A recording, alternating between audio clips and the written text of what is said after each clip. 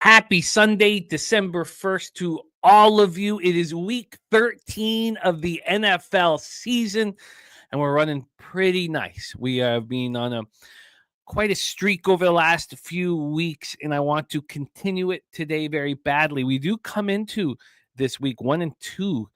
So, 7 bets left here, 1-2. Not exactly how we wanted to start our Sunday, but that's okay. We're succeeding overall, and I'm pumped up. And Truth Teller getting me pumped up in the chat. Great to see all of you guys. Justin McKelvey, Stacks play the days are in. Cardinals, Falcons for Stacks, and I am also on the Cardinals. Unfortunately, my pops is on the Falcons as well. It's a little dangerous. And I still might send it in. I still have what, an hour and 58 minutes to decide whether to send it in. Kevin Foster in the house got Herbert over 1.5 passing touchdown, Seahawks money line. Boswell over 1.5 field goals, and Pollard 60+ rush yards. Troy Torrance in the house, my co-host in Bankroll Blitz. NJ Striker, Wrench Mob, all lowercase. Loving the Bengals -3. Wine Time Sports, Dale Lowenstein, Kenwood, Man Bear Pig, my dude Slatsy says Matt Milano back for the Bills. It's a big deal.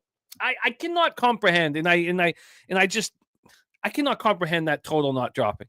I just can't. I was gonna be on the under before the 3 feet of snow. And is it the bias from just watching the Browns Steelers game go way over in the snow? And I was like, you know what? If I'm walking trap, I'm walking to the trap. I bet the under 44.5. Milano coming back. The 49ers depleted, but Purdy able to at least move the chains. We'll have to figure all of that out as we go. Kong's Clips, best bet. Nico Collins, touchdown +130 and 85+ receiving. Best bet from LJ from H-Town is the Buccaneers first half.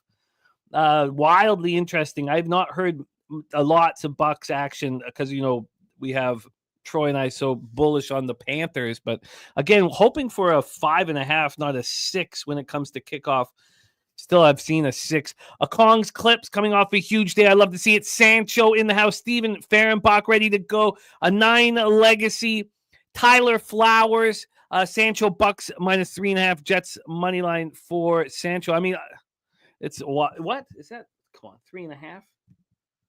Is that what we're at in the? No, it's a 6.5. Yeah, that one scares me. It's hard. It's wild to see the Houston Jacksonville down to a 3.5. But okay, it is great to see all of you guys. Bo Jack says Panthers can upset them Bucks. They can, but the 6.5 makes me very nervous. It's semi-hedge with the over, and of course the Panthers team total over.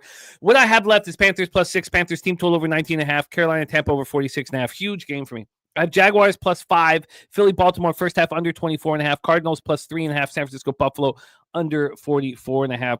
Wrench Mob, all lowercase, says must win for the Bengals, season on the line. I just don't know if the players care about Zach Taylor and fighting for Zach Taylor, honestly. But I can understand the sentiment, Wrench Mob. Ron Lofton in the house, Truth Teller, Commanders, Vikings, Texans, Rams, Ravens, Chargers. We have our Pub Sports Circa Millions ticket. We're now 6 games over 500. We cashed with the Cowboys. We have the Seahawks -1.5, Rams -2.5, Cardinals +3.5, and Jaguars +4.5 left. But we agree with each other, Wrench Mob, because yes, the season is on the line, and it's such a fascinating cap. The Steelers Bengals cap. So speaking, I always know which game is the most difficult or which games are the most difficult because the cappers don't have them broken down as part of their action. And that game is Bills 49ers. Not one of our 8 cappers has Bills 49ers amongst their bets here. It is great to see all of you guys. We are going to bring on our first guest. I'm waiting to see his camera turn on. We need him rocking here right now because we have a lot of action. 8 great cappers on the show today. Bobano getting us started. Birdie coming on second. Then Ramon Scott third. Mr. Gokster, who started his campaign with us last week, went 5-2 plus 3.3 units. So we got him back immediately. Anybody who comes in here and starts winning, we bring him back immediately. So Gokster's back. Marley is our leader in NFL Pub Hub. He's got a just under 10 unit lead. I sent it to him. I think it's like 9.84 unit lead on second place. He is dominating this year's NFL Pub Hub. He came second to Birdie last season. Then we have Ron Crawford making his third appearance here on the show, Dave Rogers, and then Spenny Penny Bombs is going to be headlining this extravaganza. He's going to be closing it up with prop bets from 4 different games. So we have a packed show. And let's get right to work. Thank you guys for joining us. Week 13 is here. It is time to get paid in full. We've done a good job of that this year. We need to do a better job of it. We need to get that money today. Please welcome our first guest. He was our Season 2 champion. This is Season 4 of NFL Pub-Up. Season 1 champion, Big Ragu. Season 2 champion, Bobano. Season 3 champion, Birdie. And right now, a very healthy lead for Marley of Brothers and Bets. Please welcome our first guest from Canada's Black and Yellow, Steel Town, Hamilton, Ontario. Please welcome our friend Ian Cameron to the telecast. Bobano, how are you, my friend? Oh, good to be with you, Jimmy. As always, on a Sunday, we got the Christmas tree in the background again because it's December. So ready for another day in the NFL. I'm excited. And Jim Dewigger, my man. Jim Dewigger says, just finished digging out 3 feet of snow here south of Buffalo. Let's win some cash. And that total's not dropping. And if I'm walking through the trap, I decided it's okay. Sometimes you walk in the traps. Hopefully you get through them. Bobano, let's get to work, my friend. You get started at 1 p.m. Eastern with the Los Angeles Chargers, 7-4, 3-2 on the road at the Atlanta Falcons, 6-5, 3-3 at home at Mercedes-Benz Stadium in Atlanta, Georgia. Injury issues for the Chargers. Falcons, of course, coming off the bye week and are much healthier as they've been in a long time. Chargers have J.K. Dobbins out with the knee injury, and unfortunately, they have 3 important pieces of their defense out. Gilman, their safety, he is out. Cornerback Cam Hart out, and middle linebacker Denzel Perryman out. And then Diane Henley was a late addition to the injury report with a calf injury. They need him, especially if Perryman is out. Mike Hughes out for the Falcons, and Young Ho Koo dealing with this hip injury. A lot of question marks whether or not he will be back. He'll be healthy. They were wondering, will they pick up a kicker this morning? So it looks at this point as if he will be in. Let's get into the line history here for our first spot on the board. Clear, sharp action towards the Falcons. So we'll do the money line instead of the spread as we line shop here. So right now, these Falcons are at even money, plus 100. And they open up at plus 104. So, I guess 4 cents of movement. I guess it's not as intimidating as I had thought. Just 4 cents of movement. From a total standpoint here, we have a 47. It's minus 107 to the over. This just dropped a full point to 47 12 minutes ago. Dropped a full point from 48 down to 47. Let's get into the cash flow for our first spot on the board. We have 62% of the tickets, 56% of the cash on the Chargers on the spread. And that the Falcons spread action has been climbing. On the money line, you have 63% of the tickets and 84% of the cash on the Chargers. Why is the line not moving towards them? 71% of tickets and 67% of cash on the over, yet this has just dropped a point. Now we know, and it's been mentioned by Bobano here on the show before, Harbaugh's success in this time slot. One of the rare coaches to be able to deliver in this time slot. And the one reason, just so you guys know that I haven't sent in my dad's action, is because I know he wanted to fade the Chargers with the Ravens last week. And he didn't because he lost a pretty sizable bet on the Senators against the Canucks. So he didn't add it. And I think then he was just like reaching, well, I got to fade them next week. So psychologically, that's the only reason why I haven't sent this in, but I still might. Take it away for us, Bobano. Game 1 on the board, Chargers, Falcons. Thank you guys all for joining us here on Pub Sports Radio. So I bet the Chargers early in the week. I still like the Chargers. I think they can still get it done. I'm not very high on Atlanta. I don't trust Raheem Morris off a bye. I like good coaches off a bye. I'm not convinced Raheem Morris is a good coach. Sorry. That's just how I've always felt. I look at this matchup too. I think on the defensive front, the LA Chargers can really rip apart Atlanta and get pressure on Cousins, force him into mistakes. Remember, Atlanta had that 34-14 loss at home to Seattle. It's probably one of the better defensive fronts they've faced since then. And I know they've got injuries to linebacker in the secondary. And if they hold up and protect Cousins, that could be trouble for the Chargers with some of the injuries in linebacker and secondary. But that's a big if to me. I still like the Chargers. Off a loss, Harbaugh's been good in his career. He's been phenomenal in these early start games with a West Coast team going east. He already showed that earlier this year. They went to Cleveland early in the year, 1 o'clock Eastern, and they won on the road. Just think they're a better team. Herbert, I think, can get the job done here. So I like the Chargers, but with the injuries on defense, I also added the over, and I got that at 46.5 minus 118. Minus 115. Over 46.5 at -115. Are we making the Chargers official selection Oh, yeah. as well? Yes, exactly. And what money line or spread? How are you handling it? Just money line, -108. Chargers -108 for Bobano. We're firing. Chargers -108 over 46.5 at -115. We roll on. 1 p.m. Eastern. Pittsburgh Steelers 8-3, 4-2 on the road. Cincinnati Bengals 4-7, 1-4 at home. We're at Paycor Stadium, Cincinnati, Ohio. 31 Fahrenheit, sunny, 7-mile-per-hour winds. We have injuries here with the Steelers. Highsmith has missed 2 straight. He's expected to miss another one, even though he was a limited participant in practice late in the week. So Nick Herbig will get the extra snaps there. The big news for the Bengals is Orlando Brown, who's missed the last 3 games, full practice on Friday, and will be a huge help to this offensive line that's been very, very weak. Let's get into the line history here for this one. Game 2 on Bobano's card. We have this total at 45.5 juice to the over. You see 46s and 46.5s. This has dropped from heavily juiced 47 under to a 45.5 juice to the over. So it's basically just a 1-point move from 47 down to 46. And when we get to the spread here in this one, we have the Steelers +3 at -107. This opened up at 2.5. The move to the 3 is a pretty significant move in my estimation for the Bengals, but I can't get there. We talked about what Jamar Chase said in the media, which impossible to like. We saw Hendrickson smack Zach Taylor's hand out of the way. You have Higgins and Jamar, 2 receivers who didn't receive the contracts that they wanted in the offseason. Yes, their season's on the line, but can you trust the character of this football team right now? And my answer was no, but not to the extent that I wanted to fade them, because I still think we're probably selling the Steelers high. 68% of the tickets, 64% of the cash on the Steelers. On the spread, 71% of tickets, 53% cash on the over. Take it away, Bobano. So the Bengals as a dog are still a good bet, but anytime they're a favorite, no thank you. And they get the track record, other than a win against the Raiders at home, which doesn't say a lot, continues to be awful for them, especially as home favorites. Just terrible.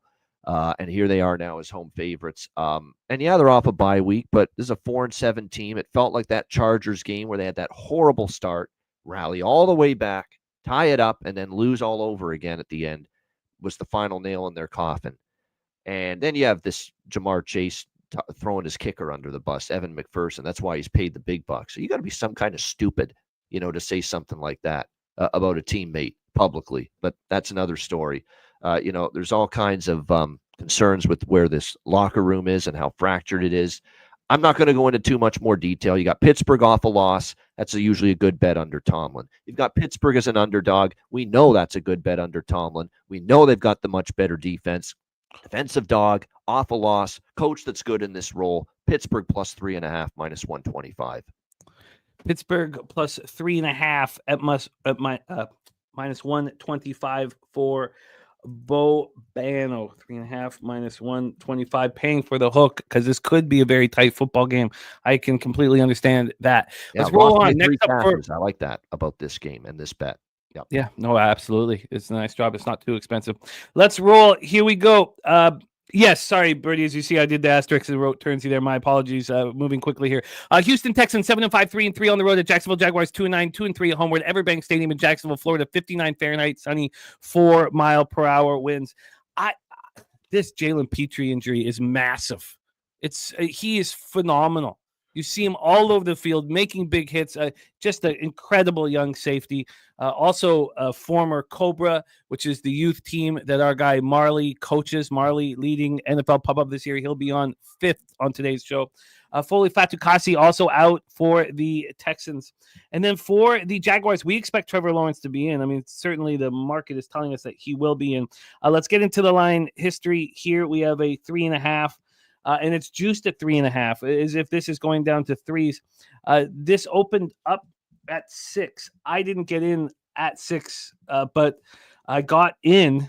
I got in at 5, which, just getting over the 4. In our NFL Circa Millions, we got in on the 4.5. So a clear, heavy move to Jacksonville off of the bye.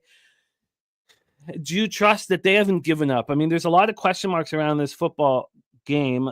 This total opened up at 43. It's climbed up to 44.5 and is juiced to the over. So we're moving quickly there. You have 84% of the tickets and 81% of the cash on the Texans, 78% of the tickets and 87% of cash on the over. Bobano, take it away, game 3. It's almost like, well, you just talked about Cincinnati and how you think their locker room's totally fractured and they've quit and they've given up. Well, then why are you kind of going the other way, Ian, with Jacksonville here? Well, I think there's a couple of different situations. No, there's a bunch of different situations here. Number one, they're bringing back Trevor Lawrence. Why would they do that if they've quit? Why would they do that if they've given up on the season? Number two, they're off a bye. I trust their coach more, believe it or not. I'm not a big Peterson hasn't done a good job this year. I trust him more than Zach Taylor at the moment, though. That's for sure. And number three is Houston cannot win games by margin, or at least cannot be trusted right now to win games by margin. They have not been able to really put their foot on a team and just win going away convincingly. Strong football start to finish. O-line up and down. Even CJ Stroud's play up and down. And, it's probably a reason, Jimmy, you're having a good NFL season because you're savvy enough to realize what a big deal Jalen Petre's injury is for the Houston Texans. It's a huge impact. Joe Blow casual bettor is not going to pay attention to an injury like that. But people that are really on top of the NFL do. And that is a huge loss in that secondary. Big time. I don't know Stingley, and they've still got some great players back there.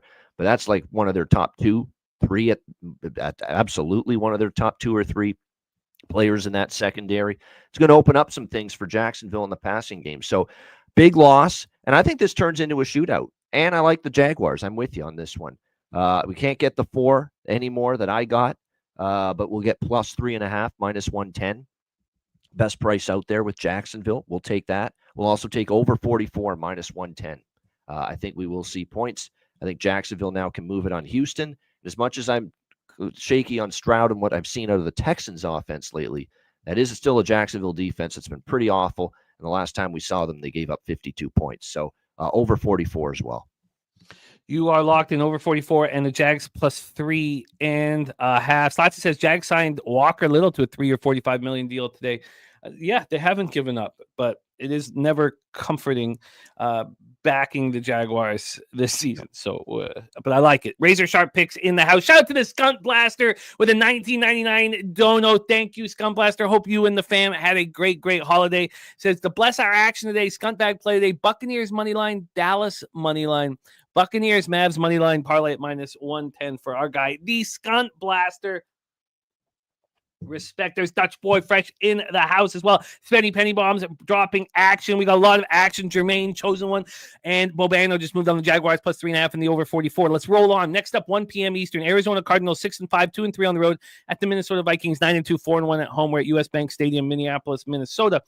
For these Cardinals, Jalen Thompson questionable, but they hope that he will be in the lineup. They, basically expect him to make the lineup. We're still waiting for Darius Robinson to make his season debut. I don't know if that happens today. Still listed as questionable with the calf injury, their first-round pick. For these Vikings, Oliver hasn't, been available for a little while, the blocking tight end. So, Hawkinson getting rolling. We saw what a monster he could be last week. And Cam Robinson, their tackle, will be in the lineup. So that's a big help for them. Let's get into this line history quickly. We have, we have this total at 45 at minus 107. There's a capper who's coming on shortly who is on the over. And I was thinking about the under all week. Thankful that I didn't get on it after hearing who is on the over. And then I was thinking about the Cardinals all week, and I did pull that trigger the last night. This is a total opening up at 46 now at 45. We have a 1-point drop on the total. And on the point spread here, we have a 3.5 at minus 116. I got minus 115. I did see this at minus 119 early this morning. So it has a few cents of buyback. We get to the cash flow here. We have quickly. Here we go. Just 35% of tickets and 29% of cash on the Cardinals. Line moving their direction. 78% of tickets and 91% cash on the over in this one. And, Troy broke this down beautifully on Tuesday as to why we can trust a mobile quarterback against this Flores defense. And it sat with me for a while, and I pulled the trigger. Take it away, Bobano, Cardinals, Vikings. That's the key. That's the matchup breaker right there.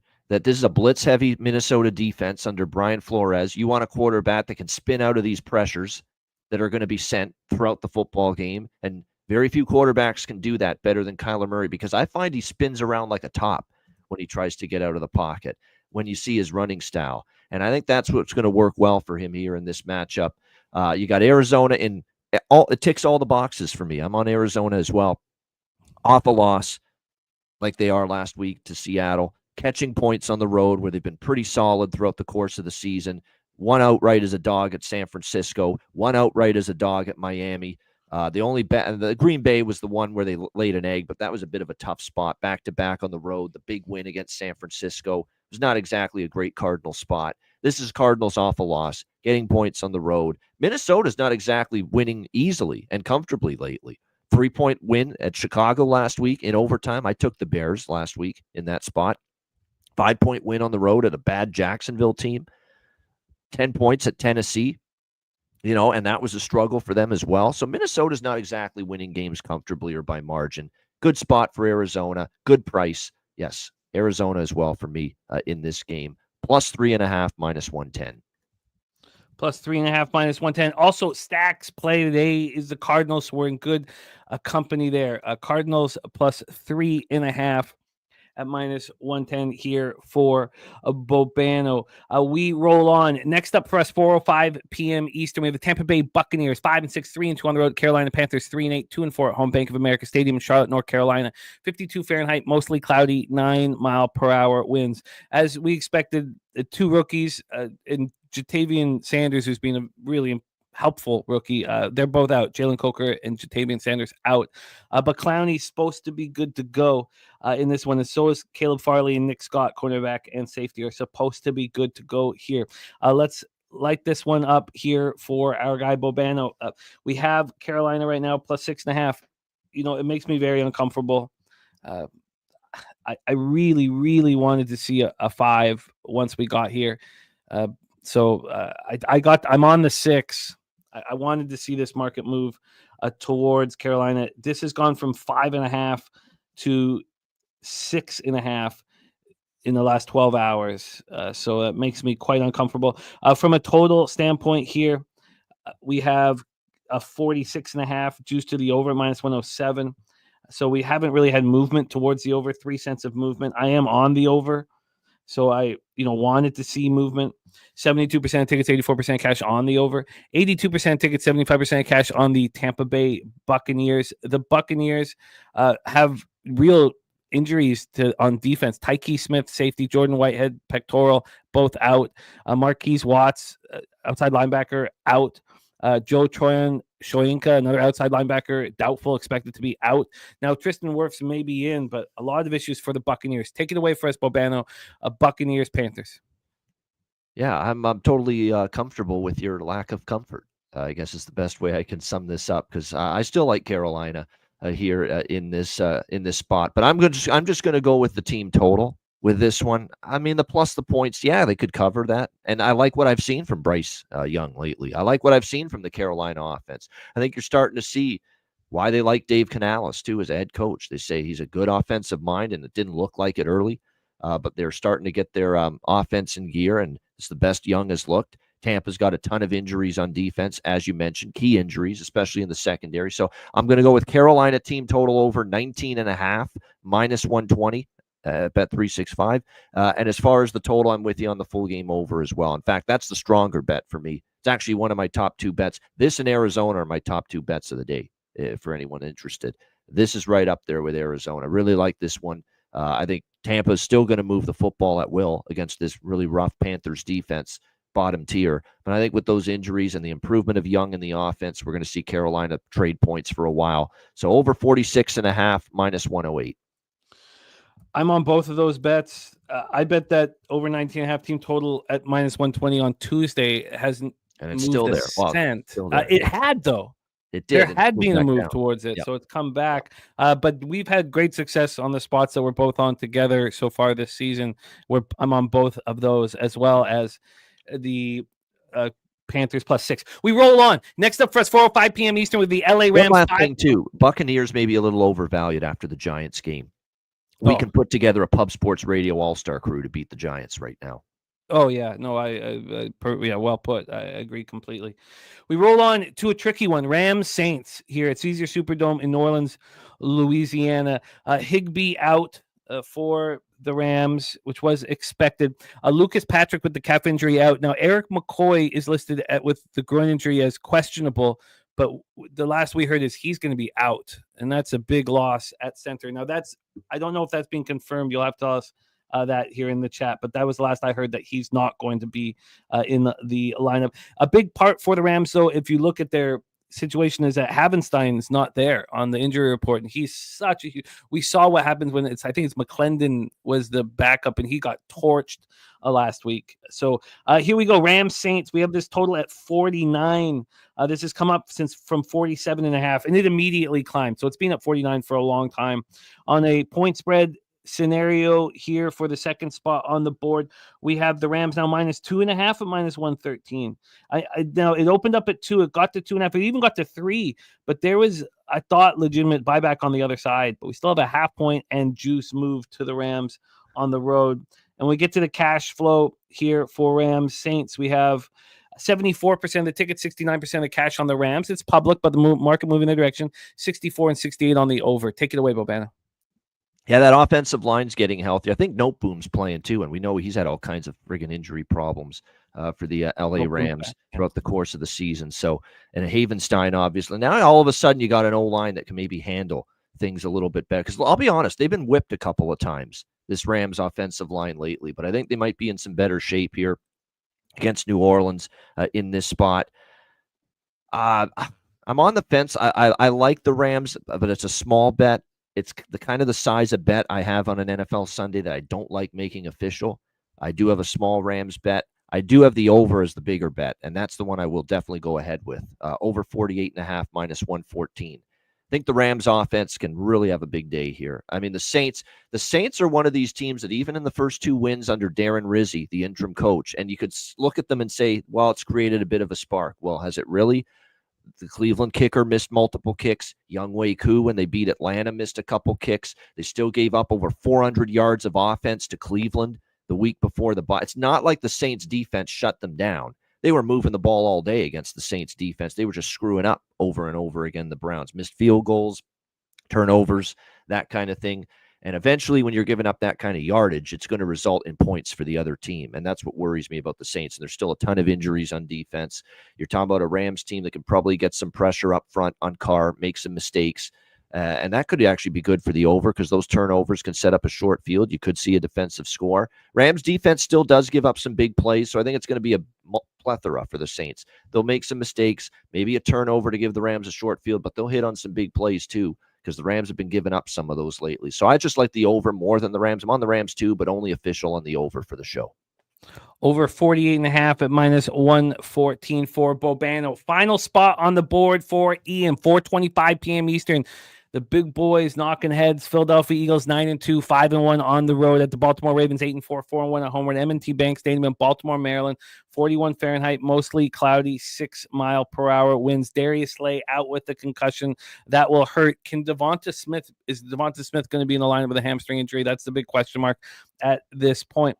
For the Ravens, no Kyle Van Noy, which he's listed as doubtful. That would be a huge loss. He's such a monster. Arthur Mollett out as well, their cornerback. So issues for both sides. Let's get into the line history here.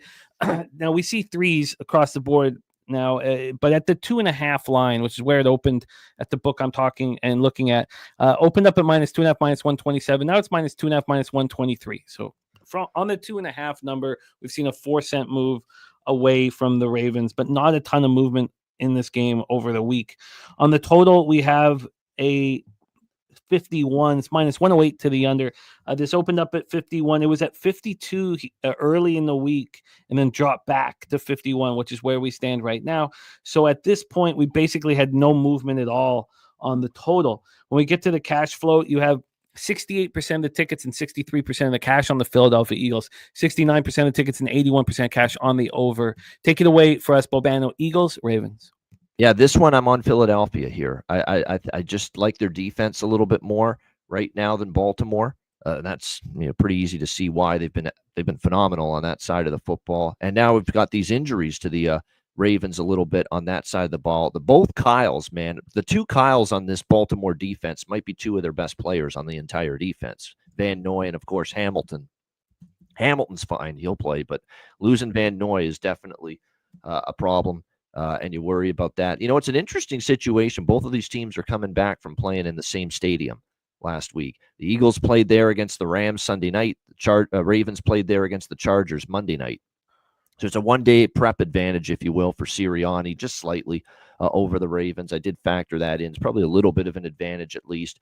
I think there's a great chance this game's decided by a field goal, and I think we might have the better defensive squad on the one side in Philly. So pretty straightforward move for me to take the 3 in this game. So Philly +3, -112. Locked and loaded. Eagles +3 at -112. Bobano also on the over 48.5 in Rams Saints. He's on Carolina team total over 19.5 and over 46.5. He's on Cardinals +3.5. He's on the over 44 with Texans Jaguars and the Jaguars +3.5. He's on the Steelers +3.5 at -125. The over 46.5 in Chargers Falcons and the Chargers money line. Locked and loaded. Bobano, our season 2 champion. Thank you so much for making time for us. Ice Guys popping off here shortly. Don't forget hitting the books. Football on Monday, basketball on Friday, and the NBA OG show on the Ski Profit YouTube channel Monday, Tuesday, Wednesday, and Friday. Bobano, thank you for your time. Support Bobano on X at Bobano Bets. Bobano, any last words for the Captain Sporting Show? No, other than I'm impressed, Jimmy. You know my schedule as well as I do. That's basically got everything spot on there. Ice Guys hitting the books, and yes, the OG NBA show with the great crew, Ski, Wham, and Dutch. Shout out to everyone in the chat. Have a great Sunday. Cash some tickets. Jimmy, good luck to you as well. Hit the like button. We'll see you. We won't see you tomorrow night, unfortunately. Bad news, Jimmy. I won't be available for the Monday night stream this week, unfortunately. Sucks to say that. I don't like missing it, but got to be done. Prearranged stuff going on. So we'll be back next Monday, though, on the bet stream. So have a great weekend, all. Good luck. There he is, Ian Cameron. We go from our season 2 champion to our season 3 champion. Coming to us from Kingston, Ontario. Please welcome our friend, Birdie Betts, to the telecast. Birdie, how are you, my man? I am rolling, Jimmy. How are you? I am good, Birdie. Your action is extremely exciting. Let's get right into it. What was very interesting when you were here 2 weeks ago, you had a similar situation. Now you've split it up a little bit, but your main player prop that you were connecting everything to didn't come through, and yet it wasn't that bad of a week. You would think if that had happened that you were only down 1.7 units last week, despite missing your player prop that you had connected to so many bets. So there was some very good work that happened despite an anchor not coming through, which I found very interesting because you would think that would be a horrific, but it was not at all. So let's get to work, Birdie, my man. We start with Arizona Cardinals at Minnesota Vikings in US Bank Stadium, Minneapolis, Minnesota. We've already set this game up, so all we need to hear now is how you're getting paid. Take it away. Okay, so I'm going to be on the over 45 here. Earlier in the year, the first time that the Cardinals played the Rams, I faded the Cardinals because I felt like McVay had held over on Gannon, and to me that was meaningful, and I needed to see Gannon respond to a McVay offense. And since then, this year, they're 3-0 against those Shanahan-type offenses. They beat Miami, who comes from that Shanahan base. They beat the Rams that come from that Shanahan base, and they also beat 49ers and Shanahan. And all 3 of those games went over the total comfortably. So I think this 45 is a little light. So given the history, I'm going to take the over 45. And I also am going I'd like to control this a little bit. I don't want you to get into the 2 player props until we get into the next game. So now talk about the Kyler Murray Kyler Murray rush prop that you added, which is fascinating. Yeah, so last week Murray probably coming off his worst game of the year, and I expect him to respond today. And when he's on the road against Babano laid it out perfectly, and you laid it out perfectly Tuesday, or Troy did, one of you guys, about the pressure that Flores sends. Flores is going to send that pressure. And what the thing about that front of Minnesota, they're older. There's not much speed there per se. They just play sound fundamental football in their system. And when you've got a quarterback like Murray that is able to get outside the pocket and use his legs, and as fast as he is, it's going to present problems for Minnesota if he gets out of that pocket. And I like him 50 rushing yards today. I forget what that number was on that, but that is a plus 525 alt line. yeah. Score. And he hit, so in those 3 games that I talked about earlier, he hit the 50 plus in 2 of those 3 games. So I like that he's on the road. I like that he's coming off a down performance, and I like that he's playing a high pressure defense in a game that they have to win. I mean, they're competing for the division now, so it's not like the Cardinals don't have anything to play for. They have a lot to play for. And really, if you look at Minnesota coming off 3 consecutive road games, and now you're home, and we had Thanksgiving this week, so a lot of stuff probably happening for those fellas. And I think this is a good spot for Murray to step up and just get 50 yards at a nice bomber price. Yeah, this is a fascinating look. His set numbers at 24.5. So looking to double it here at plus 525. Troy loving it immediately, saying he might add that player prop. And you know what? I might add it as well. It just makes so much sense here. So I will make that decision here as we go on for the Kyler Murray rush prop. Okay, let's roll on. So now you have the Cardinals keyed here, anchored to a player prop in our next game. And you have them in whole sorts of different ways. Why are you not backing the Cardinals as an individual bet? Do you feel like this is it? Yeah, I'm so people don't know. I'm kind of really getting into this tackle and assist market. It's showing great results. I know it didn't work out last week, but the opportunity was there. Unfortunately, the gentleman didn't make his 2 tackles. I really like these spots. They're high-end spots for me in the tackle and assist market. So I don't like the VIG, man. I rather take advantage of the Cardinals 4 or 5 different ways in plus money spots and not pay VIG. And I'm comfortable with this Nick Cross look. So Nick Cross plays for Indy. So if you're looking for, let's set up the graphics here and move up to that huge Colts Patriots game, which is next up here for our guy Birdie. Colts Patriots, Gillette Stadium in Foxborough, Massachusetts. We haven't set this one up. 37 Fahrenheit, sunny, 10 mile per hour winds. The Colts all of a sudden are in a little bit of a bad spot offensively. Mm-hmm. Josh Downs out with the shoulder injury. Ashton Doolin, another wide receiver, out with an ankle injury, and Tanner Bortolini has a concussion, a guard, so he's all out. And now Alec Pierce has a foot injury. They need Pierce in, but it's, Michael Pittman, of course, will be a huge part, and then Adonai Mitchell will have to play a big role here. And then for the Patriots, they have a ton of players listed as questionable. We expect to all go as they generally do each week, but Cole Strange out with the knee injury. From a line history spot, we have a 42.5 and minus 106. It's opened up at 42. It's gone up a half point to 42.5. And on the spread here, we have the Colts are minus 2.5 at minus 102.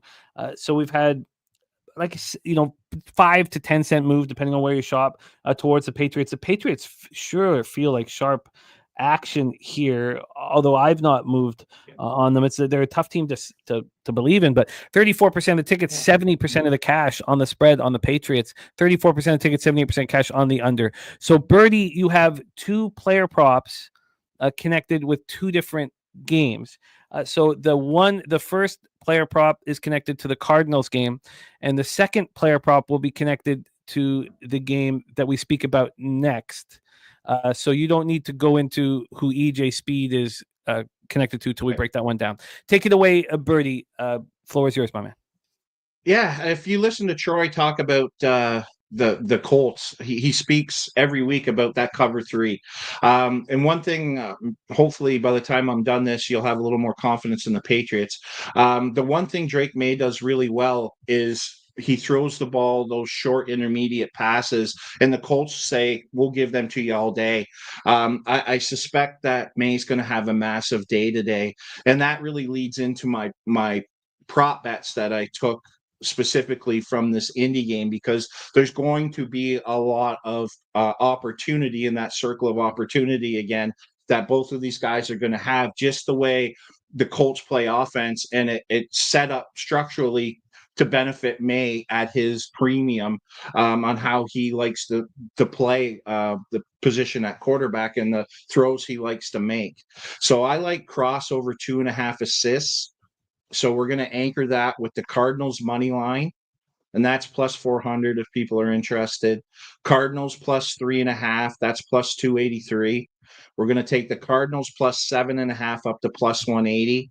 We'll take the Cardinals up to 10.5 at plus 157. And then lastly, we'll tie it with the Cardinals at 14.5 at plus 138.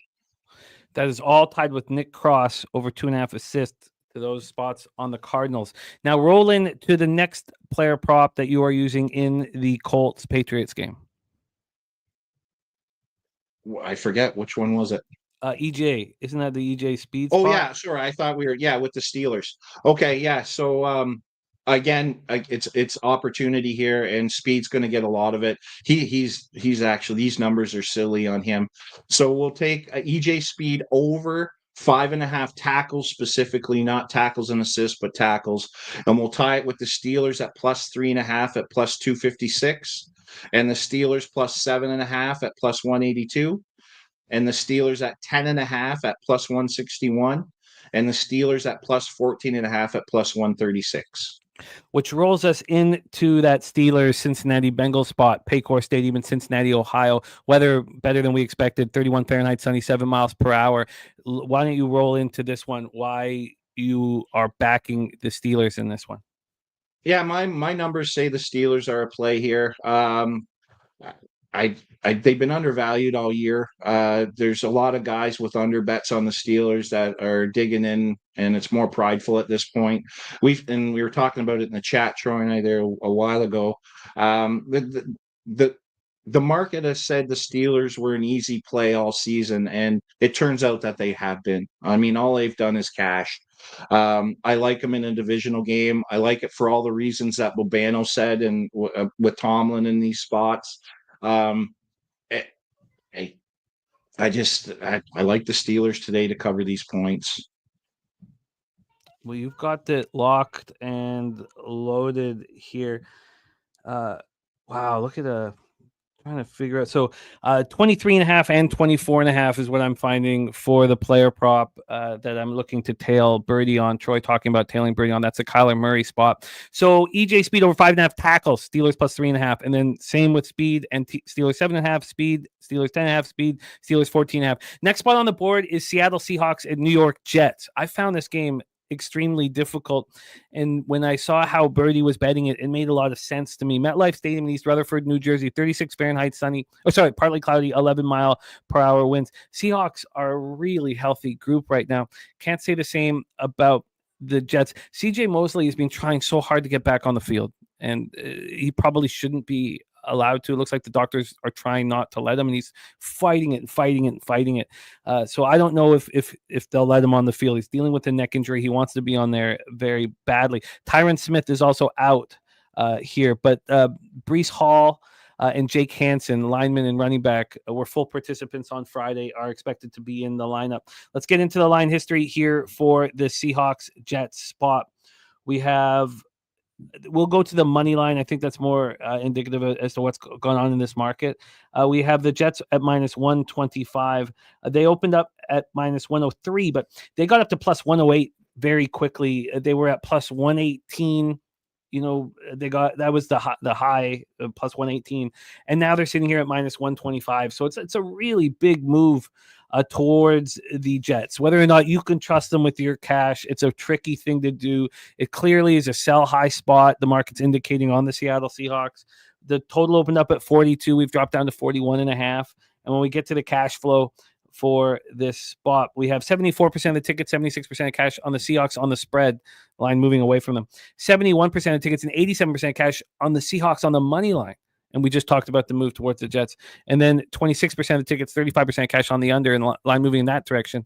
A fascinating spot. And let's hear how Birdie is attacking it. Take it away, Birdie. Yeah, I would love to be all over Seattle here, but coming off those multiple division games, now you have to go on the road, play the lowly Jets in a stadium that sucks. I mean, that New York stadium isn't conducive for football. And then next week you have another home game, and you're now first in the division. The pressure's amped up. This is just a really, really, really, really bad situational spot for Seattle. And what I'm kind of finding in these kind of moments, when you play inferior teams, the game's ugly and it's usually really close. So I have no interest in betting the Jets straight up, even though probably it's the right bet here, given the situation for Seattle. So I'm going to manipulate those alt lines again and see if we can't cash some plus money plays here on this game. So we'll start with Seattle plus 3.5 and marry it with the Jets at plus 3.5 at plus 300. Then we'll take Seattle 3.5 with the Jets plus 7.5 at plus 145. And then we'll take Seattle plus 3.5 with the Jets at 10.5 at plus 105. And then we'll manipulate the Jet side a little bit here because I do think this is going to fall between the threes in this game. We'll take the Jets at plus 3.5, tie it with Seattle at plus 7.5 for plus 145, and then the Jets plus 3.5, Seattle plus 10.5 at plus 105. Locked and loaded. Our guy Clint Zerlgan letting us know that Pierce is in. Omer says, I may have lost my mind, but I'm betting the Jets this week. It's clearly the sharp side. Clearly the sharp side. DC Capper, that's very, that's the goal of all of us, is to increase the unit size. So it's exciting that you're able to do that, DC. Respect. We move on to the next spot on the board here. We have Tennessee Titans, Washington Commanders, Northwest Stadium in Landover, Maryland. 42 Fahrenheit, mostly cloudy, 10 miles per hour. Austin Eckler out. So is their tackle Andrew Wiley out. And Marshawn Lattimore not expected to make his Commander debut here. The Titans dealing with issues in their secondary. Chidobe Awuzie out, cornerback, and another cornerback, and Justin Hardy out. Tyjae Spears is expected to be back from concussion protocol. We haven't set this one up. This total is at 44.5. This opened up at 43.5, and it got up to 45 before it started dropping. But we still have had a 1.5 move towards the over in this one. By the way, sorry, let me just set this one up before I say this extra thing. And on the spread here, we have a 6. It's a minus 108 for Tennessee. So this opened up 5.5. So we have a 0.5 point move towards the Commanders. The Kyler Murray Russia prop dropped a yard when I moved on it. It like dropped as I was moving it. So I got 23.5 for minus 110, which was the same that what Pinnacle is offering as well. That is Titans Washington. Let's take a quick look at the cash flow in this one. Here we have 42% of tickets, 38% of cash on the Titans, 70% of tickets, and 74% of cash on the over. And what stopped me in my tracks in this game, and I love your plan for it, was that I can't sell the Commanders this low, and I can't buy the Titans maybe quite this high. But I've been high on the Titans all year, and I haven't gone back to the well since they cost me. I guess I've gone back once, and they took care of me. But I lost 3 bets on them early, and it just kind of stung me. Take it away for us, Birdie. Titans, Commanders. Yeah, Washington's kind of snowballing the wrong way. It's been a tale of two versions of Washington Commanders this year. They're heading into their bye next week. They have 7 wins, and I suspect if you told that team that heading into your bye week you would have 7 wins and in a playoff spot, they would take that 100 out of 100 times. And Troy again has eloquently explained that injury that Daniels has gotten, and you've kind of seen it. The last 4 or 5 games, how it's hampered him. Now, I will say they did scheme a 22% run scheme for him last week, which is a bit concerning for what I'm doing today. But I think we're playing the perfect team with the perfect front in order to kind of mitigate a little bit of that Daniels rushing here. I think the Washington Commanders need their bye. You have a rookie that's kind of hitting the wall. You have an offensive coordinator which is so weird. Like he did such a good job at the beginning of the year, but this Cliff Kingsbury curse, second half curse. I mean, at some point you have to really start. I mean, believing it, because we're not one season in or two. We're like 6 to 8 season sample size now of Cliff's offense is just dying in the second half, and we're seeing it again here. Now, some of that could be because of Daniel's injury. But I like this Titans spot. I mean, you have a Titans team that are playing for jobs, a coach that probably doesn't want to have a sour taste in his mouth and has an opportunity to kind of recover the rest of this year and not be on the hot seat to get fired next year in Callahan. I like how they played last week. I think you can get a little bit of confidence coming out of that Houston game, winning the way they won, and they should have probably won by double digits in that game. They dominated it so much. I don't see this as a letdown for them.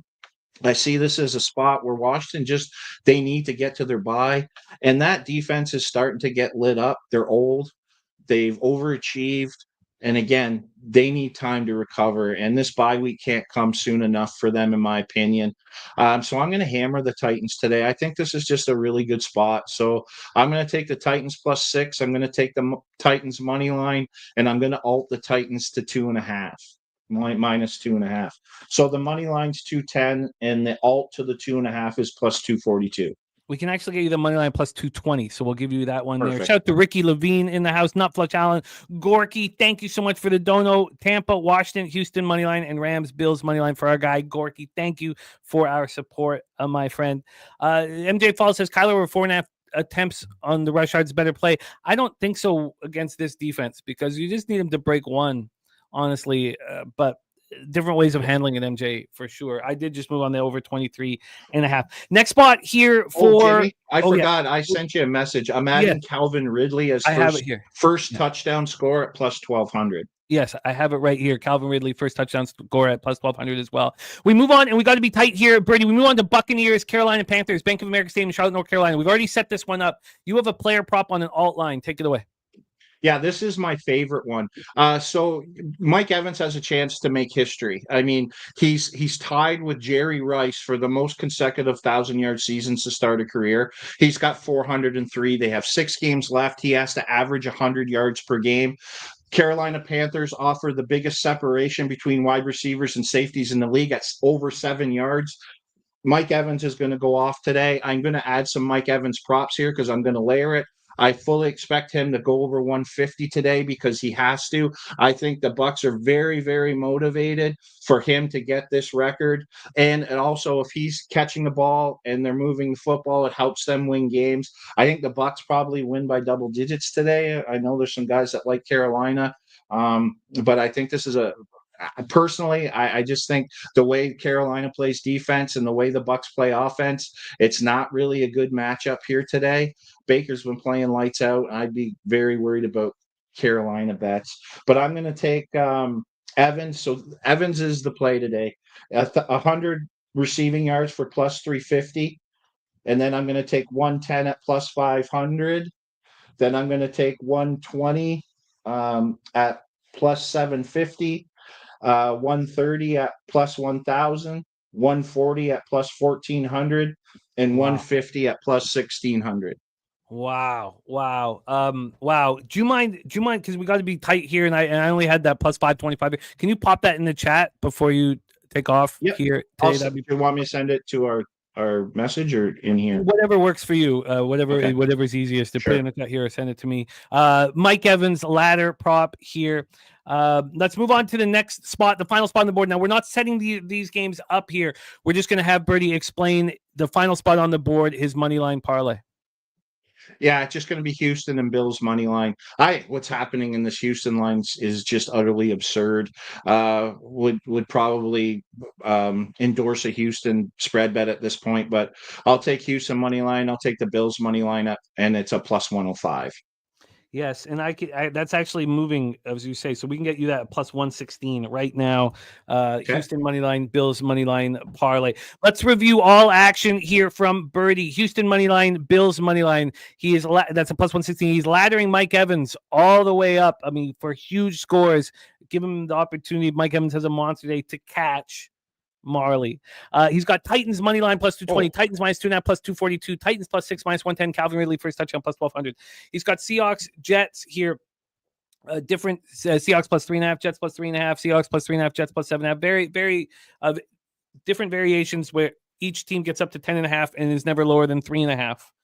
Then EJ Speed over 5.5 tackles with the Steelers at 3.5, 7.5, 10.5, 14.5. And then we have Nick Cross over 2.5 assists with Cardinals money line all the way up to 14.5. Also Kyler Murray over 50 rushing yards plus 525. And I tailed that. So this is my fourth player prop now in the last month or so or longer. And I'm 3-0 on these. So shout out to yes, Destro, a lot of snow in Buffalo. Shout out to our guy Birdie. Please support Birdie on X, as selfless as they come here. I'm gonna pop his X handle in the chat. Birdie, any last words for the Cappers supporting the show, my man?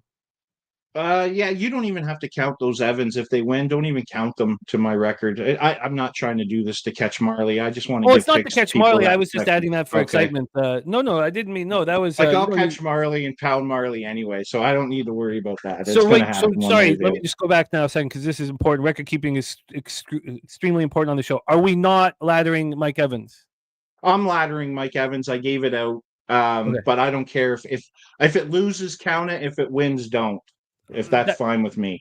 Sure. Okay. No problem. But can you send me them all? Because I'd like to talk about them. I will. Yeah. And I will end it like this. Let's get that cash.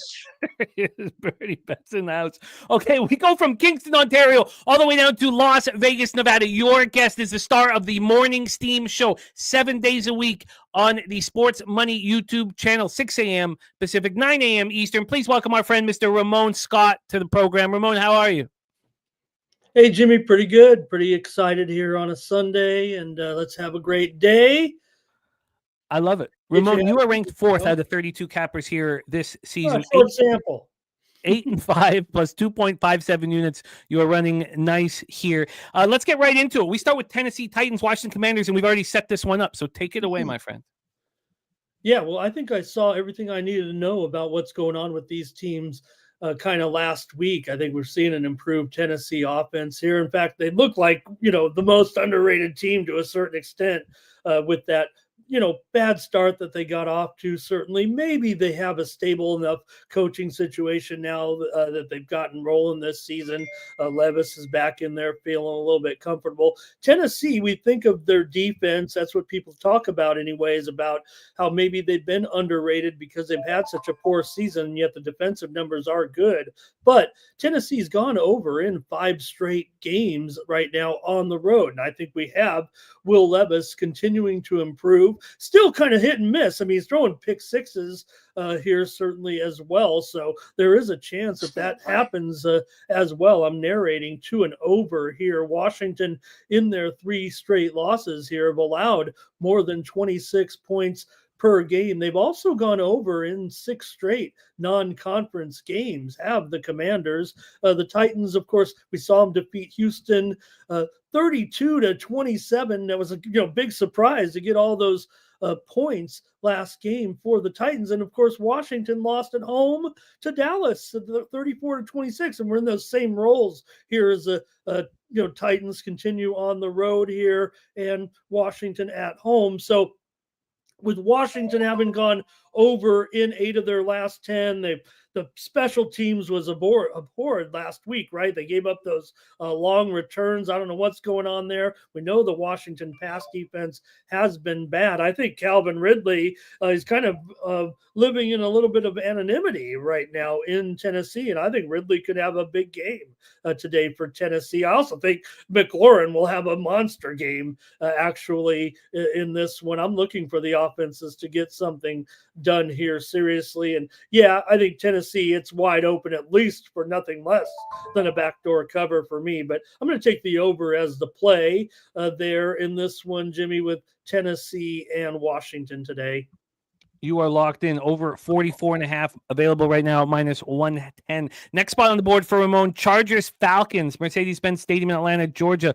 We've already set this one up where we have Bobano on the Chargers. Let's hear how Ramon's handling it. Take it away, my man. Yeah, it was tough to sit there with you guys last week, but you didn't hear me spouting off before the game against the Ravens, right, with the Chargers last week. We knew there was going to be up against it. But look, I think this one, we got two teams going to the playoffs. Let's not sleep on this one, all right? Well, at least right now they're in the playoff bubble, inside the playoff bubble.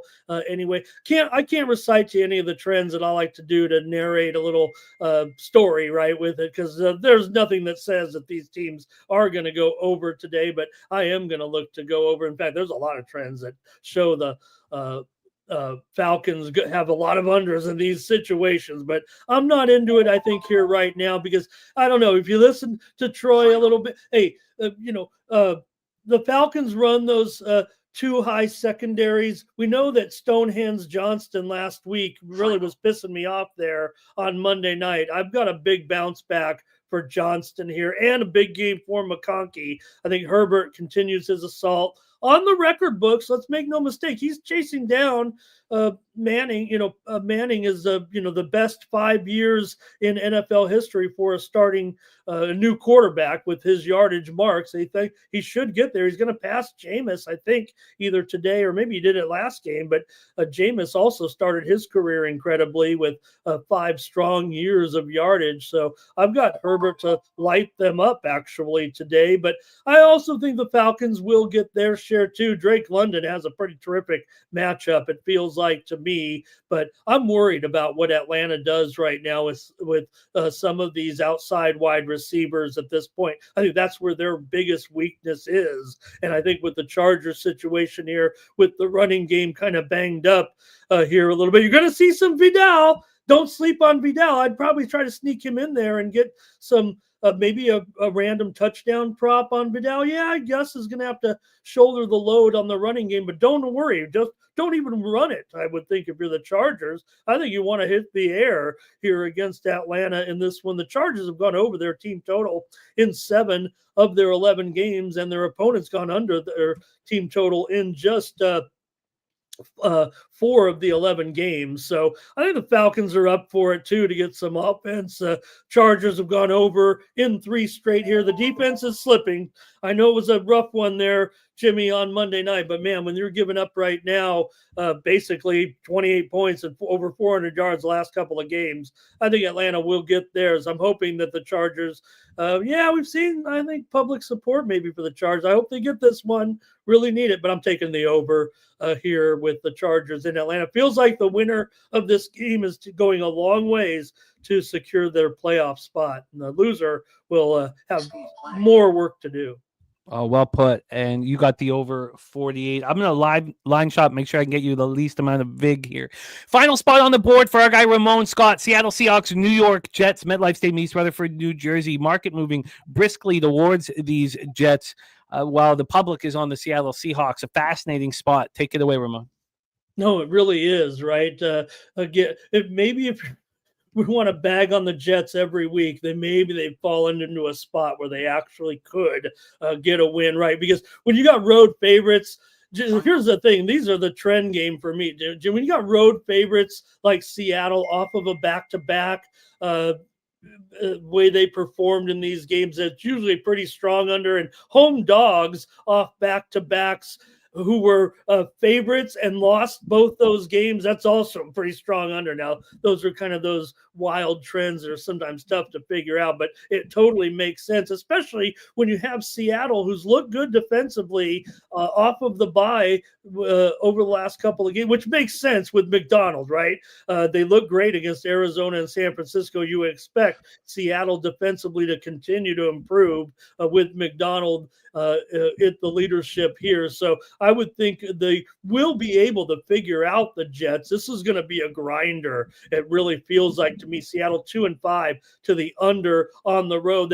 Seattle's gone under in 7 straight games as a road favorite of less than a touchdown with a total of 40 or more. So I'm going to end up taking the under here in this one. I think we're going to get a nasty game, Jimmy. I'm thinking one of those games that could end up here with both teams in the teens. I know Seattle's getting a little bit healthier here on offense here, but the Jets, no. Look, everybody says they don't have anything to play for. If anything, they've almost had a bit of a resurgence in their locker room a little bit this week, maybe led by Rodgers a little bit as he tries to save face. So I think really he's looking to make his own mark. It's going to be tough enough, like I said, against a McDonald-led defense. So I am on the under here. I'm giving the Jets, though, a chance to hang into this one. And, yeah, maybe, hopefully it's not a pick six, but I'm sure that there's a few people looking to pick against Geno here a little bit in this one, no matter what the public says, if they're on the if anything, maybe I feel like the Jets is a kind of a contrarian situation. But give me the under, of course, as my play here on your show, Jim. You got it, Ramon. Our show, my friend. You got it. Under 42.5, we can get you. The markets are going against these last two totals, so we can get you an under 42.5 now at -112. Give you the hook. We can also get you an over 47 in Chargers Falcons at -105. So we can drop those. And then that 44.5 -110, that is stuck there with Titans Commanders. Titans Commanders, Chargers Falcons over, and Seahawks Jets under 42.5 for our guy, Ramon Scott, the star of the Morning Steam Show, 7 days a week, 6 a.m. Pacific, 9 a.m. Eastern on the Sports Money YouTube channel, doing great things over there, Ramon, and doing great things here on our live streams and on NFL Pop-Up, currently ranked 4th out of 32 cappers here on our show. Thank you for all your hard work, insights, and angles, Ramon. Any last words for the cappers supporting the show? You do such a good job shopping for me. I was wondering if you could take care of my Cyber Monday tomorrow. There he is, Mr. Ramon Scott. We move on to our next guest. Our next guest finally made his season debut with us last week and slammed 5-2 plus 3.3 units. It was a spectacular performance from our next guest. He's got 2 games here on the board before we have Marley, who is currently ranked number 1 overall. So we have 2 cappers who are doing great things here on the show. Please welcome from Belleville, Ontario, a star of all things puck on our channel, and also a great football capper, as we've seen here on NFL Pop-Up over the last 4 seasons. Please welcome our friend, Mr. Gokster, to the show. Gokster, how are you? Doing good, Jamie. Thanks for having me on, brother. And try to keep her moving here.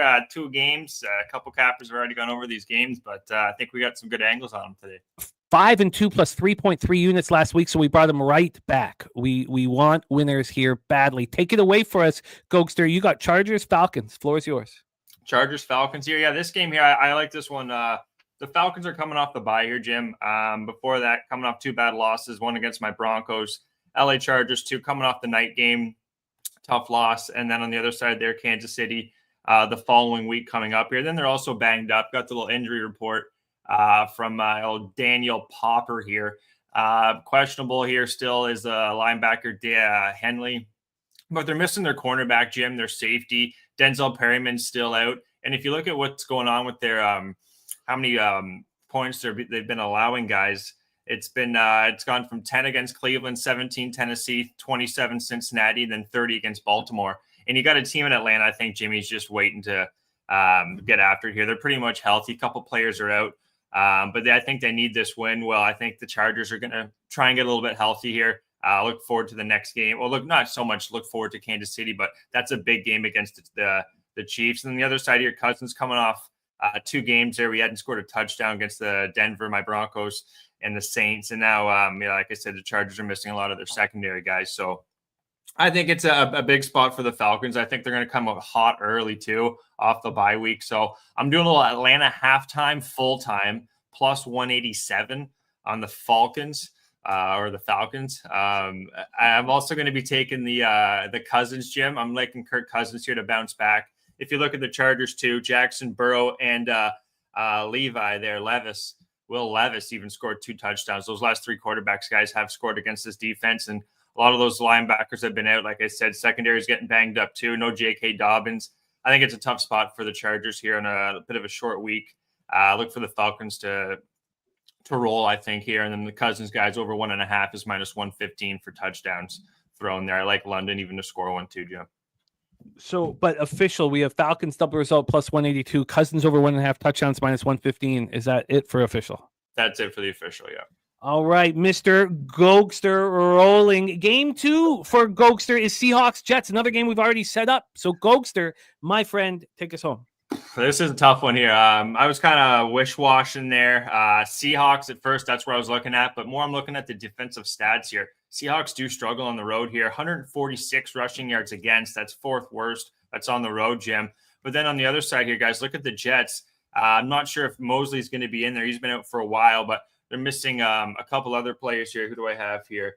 Some guys on the line, Jim. And then also, I don't really like Rodgers in the cold, to be honest. You also got Geno coming up against his former team here, guys.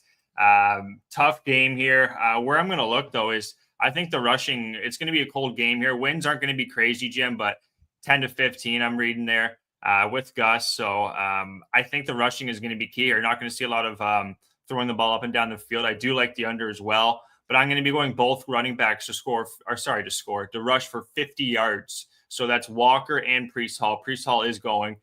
Both teams, like I said, guys, are allowing a lot of rushing yards. And CJ Mosley, him being out, that's where teams have really been exposing the Jets defense. Looking here too, opponents rushing attempts per game. Jets are opponents are rushing for 30, and then on the other side, Seattle, you got 30.8. So I think there'll be a lot of running going on in this game. So Hall and Walker, that's +148. Both of those running backs to rush for at least 50 yards, Jim. 50+ with Walker and Hall at +148. Falcons double result at +182. Cousins over 1.5 touchdowns at -115. Coming off a 5-2 performance last week, +3.3 units. Never too late for winners. And that's why we brought him back immediately. And hopefully you'll have another winning week, and we'll bring you back immediately next week as well. Mr. Gokster, that is all your official action there for the show? That's it. One more thing, too, just about Walker, guys. He's been a bell cow I have here, too. 55 carries, Jim, in the last 3 games. And then looking at the Jets, 6 of the last 6 games. The opponent's running back has had at least 15 rushing attempts. So I also don't mind. I was almost going to fire on this. Was Walker rushing attempts over 15.5? It's -105. I might tweet that one out, but as of now, just the Hall and Walker, both over 50 +148. You got it. You only have 48 minutes to tweet that one out if you move on it. So, but please tag me if you do. There he is, Mr. Gokster. You can catch him every Tuesday alongside Peter Loshak in NHL. Wednesday, betting with Bouquet in NHL, and with golf, with a little bit of a quiet time right now, but we'll be heating up here shortly. You know what, Golf Gym, they're starting up this new TLC league. It's going to be an indoor league coming up. It's pretty cool. They got this massive screen. They're going to be they got new teams too, like Boston, New England, Atlanta. So some cool group golf coming up here too during the off season. Look forward to. Interesting. Thank you for rocking with us. Please support our guy at Gokster99, Mr. Gokster in the house. We go from Belleville down to Houston, Texas for our next guest. An absolute monster. Second last year on our program out of 28 cappers. I think we ended up. Now we have 32 cappers this year, and he is first. 30-16 plus 12.76 units, almost a 10-unit lead on second place, continuing to deliver. We didn't have him last week. It was a rare week where he was not with us, and he in week 11 went 4-2 plus 1.7 units. He has been with us for 9 shows, and in 7 of them, he's been in the black, and I mean over a unit up. I mean, the lowest of those 7 shows, the lowest number he had was 4-2 plus 1.7 units last week. We're not talking slightly in the black. We're talking heavy cash winners from our next guest star of the Brothers in Bets YouTube channel. Also, one of the co-hosts now alongside our guy LJ from H-Town in the Raw Words podcast. Please welcome our guy Marley Betts in the house. Marley, you continue to deliver. You Santa Claus, Marley. What's up? H-Town in the building. What's going on, man? Marley, we just want to watch you cook, man. Houston Texans, Jacksonville Jaguars, Everbank Stadium in Jacksonville, Florida. 59 Fahrenheit, sunny, 4 miles per hour. We've already set this one up. Jalen Petrie become my favorite player, I think. Watching him hang with your squad. And also, for those of you guys who don't know, Marley was not with us last week because he was coaching the Cobras. They won the Super Bowl. And there we go. They won the Super Bowl. And Jalen Petrie was one-time star for the Cobra football team. And he came with the kids a couple weeks ago, and him getting hurt, like he's become. I already liked him before I knew about all this. I was already a fan of his, and now he might be my favorite player in the NFL. But take it away. We've already set this one up, Marley. Texans, Jaguars. Yeah. Appreciate everybody. Yeah, man. Shout out to Jalen Petrie. Great dude. Came out to the kids for practice, like Jimmy said. Yeah, man. Definitely my favorite Texan for sure. Bounce back week for the Texans. We own the Jaguars. I think we're like 6-0 in our last 6 games against them. I think the Tennessee game was more of an anomaly than what it actually is. Defense is playing great. Like I said, outside of that anomaly, we have a top 10 defense in passing yards allowed, rush yards allowed, and we're like 11th in points scored. And speaking of points scored, the Jaguars only average 18 points per game while giving up 28 points per game. I don't know how big people are on point differential, but me and LJ are very huge on point differential. They're on a 4-game losing streak. I mean, the wheels are falling off. I think Lawrence is supposed to get the start today, but either way, if it's Lawrence or Mac Jones, I don't think we have nothing to worry about. CJ didn't play particularly well last week, but he's going against one of the worst passing defenses in the NFL. So I just got this has bounce back written all over it to me. I'm on the Texans minus the 3.5 for the full game. So let me ask you this before you had watching this market move drastically towards crazy to me because it opened at 5, right? Well, even higher than that because I got in at 5. This opened at 6. Yeah, I don't know what the public is thinking. Like I said, I think everyone is looking at the Tennessee game, and we laid an egg for sure, no doubt about it. But to turn around and back the Jags, I don't know. I mean, maybe they're coming off a bye week, but if they scored 6 points, they got blown out 52, I think. Well, listen to this. You have a -3 at -110 now. Oh, I'm all over it. That's how fast this is moving. Okay, so I loved a couple things I want to talk about because it's a fascinating spot. I love what CJ Stroud, how he owned up. Unlike Rodgers, he owned up, put it all on him, even though it's not all on him. But you do that as a leader. But you always, or it's not always, so often you're on Texans first half. So often you're on Texans first half team total over. Here you're only sticking to the full game. Why is that? And we got to be tight here, but why is that? Yeah, mainly just because it's on the road, and this is kind of a personal thing I have. I don't like taking road teams early in the first half in division games because the Jags aren't a very good team, but we play each other twice a year. They know the offense, we know them. So I'm kind of cautious when it comes to road teams in the division. Road teams going on the road in the division. So I kind of back off a little slightly. However, I wouldn't be scared of it. I wouldn't disagree with it. Like I said, I think last week was an anomaly. Texans been killing in the first half. Like you said, CJ put it all on him. I expect them to come out. I really don't see. I wouldn't be mad at a double up spot here, honestly. And for a show, I know we got to be quick. So for show's sake, I did put the Texans first half on a parlay that I do. Did you want to make that official here? We can do it. I'm not afraid of it. I like it. I'm not afraid of it. Give me a double up spot here. We'll take it. Okay, we're gonna lock Marley into the first half as well. Let's roll on to the next spot for Marley. Pittsburgh Steelers, Cincinnati Bengals. Can't wait to watch you talk about this one. We've set it up. It's cold at Paycor Stadium. Bengals need a win, but are there players putting in max effort? Do they want to win for Zach Taylor? Marley, take it away. Steelers, Bengals. Yeah, for me, so I got 2 plays on this game. I like the 3 with the Steelers. Tough divisional game in the cold. We know how Mike Tomlin and that offense and or the Steelers overall like to play games really tight, win it at the end. What is Marty sipping? Man, I'm still celebrating. I'm sipping on some Crown. No, I got tequila today. Sorry.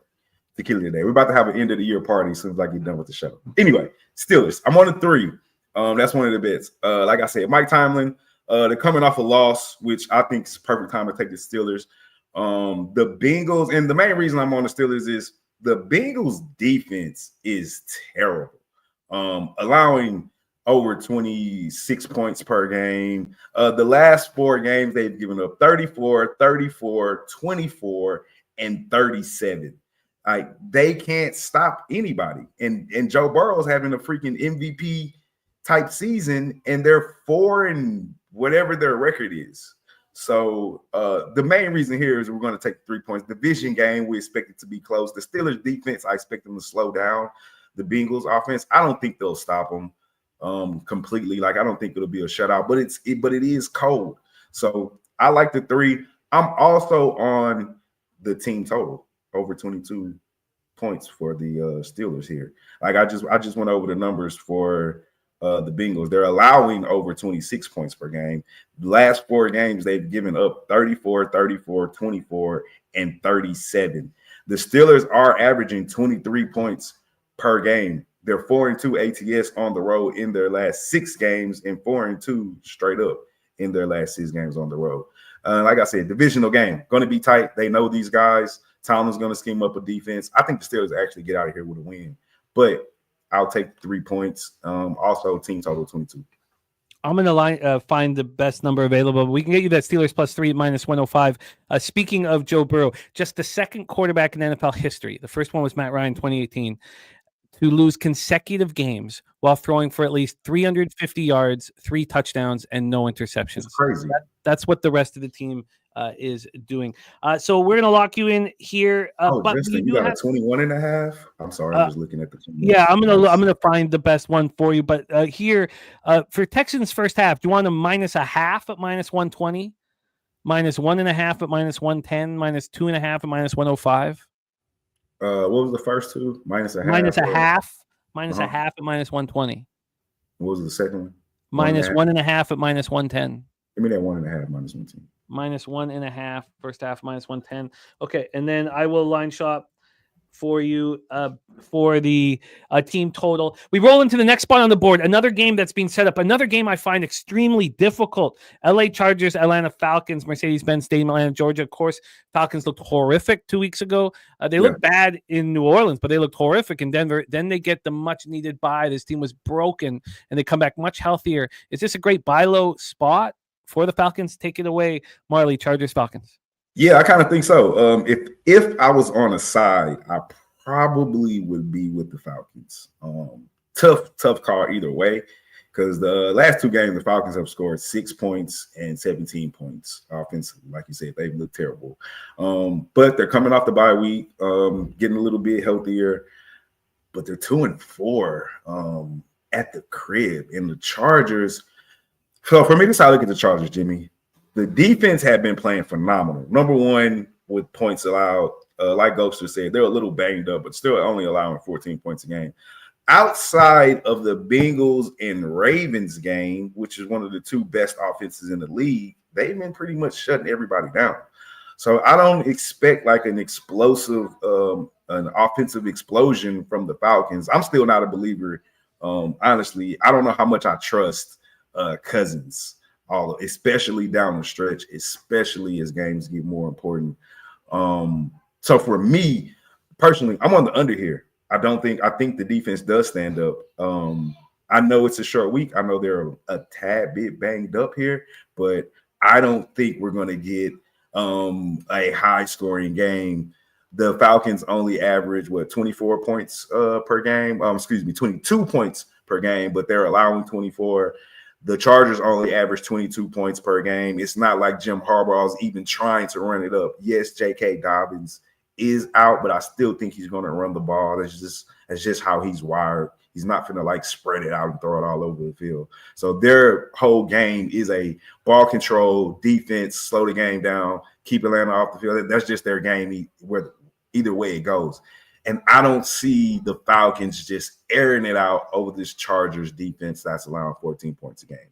So I think it'll be a close game. I'm not sure as a side what to go, but I'm all over the under 47.5 is what I called it at.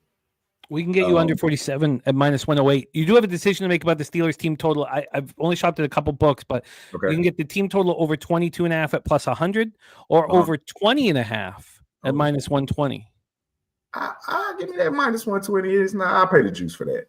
Okay, Steelers team total. That's available right now at Bet365, over 20.5 at minus 120. By the way, if you're looking for any new books, we have a whole bunch of promo codes. The link is connected to the top of our comment section. Just type in your state or province, and then you'll get a list of the books. And we do not get 1 cent for any losses.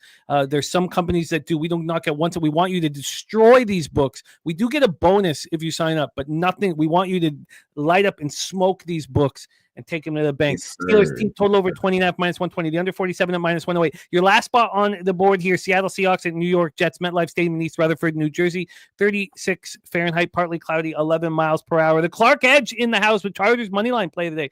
I like hearing that, Clark Edge. I like hearing that a lot. We've already set this Seahawks Jets game up, so we just need to hear how you're getting paid, my man. Yeah, man. I'm just hey, this is just purely a fade of the Jets. I don't know what people are seeing in the Jets. What do they have to play for? What are they waking up in the morning and getting out of bed for? Aaron Rodgers has already just killed the locker room morale, so we already know they don't. You know, when they walk in the building, they're not even feeling good. Meanwhile, Seattle owns the Jets. They're 5-0 straight up. Against the Jets, they're 5-1 straight up on the road. Geno Smith, that's the thing. How is he going to play today? Right, he's up and down.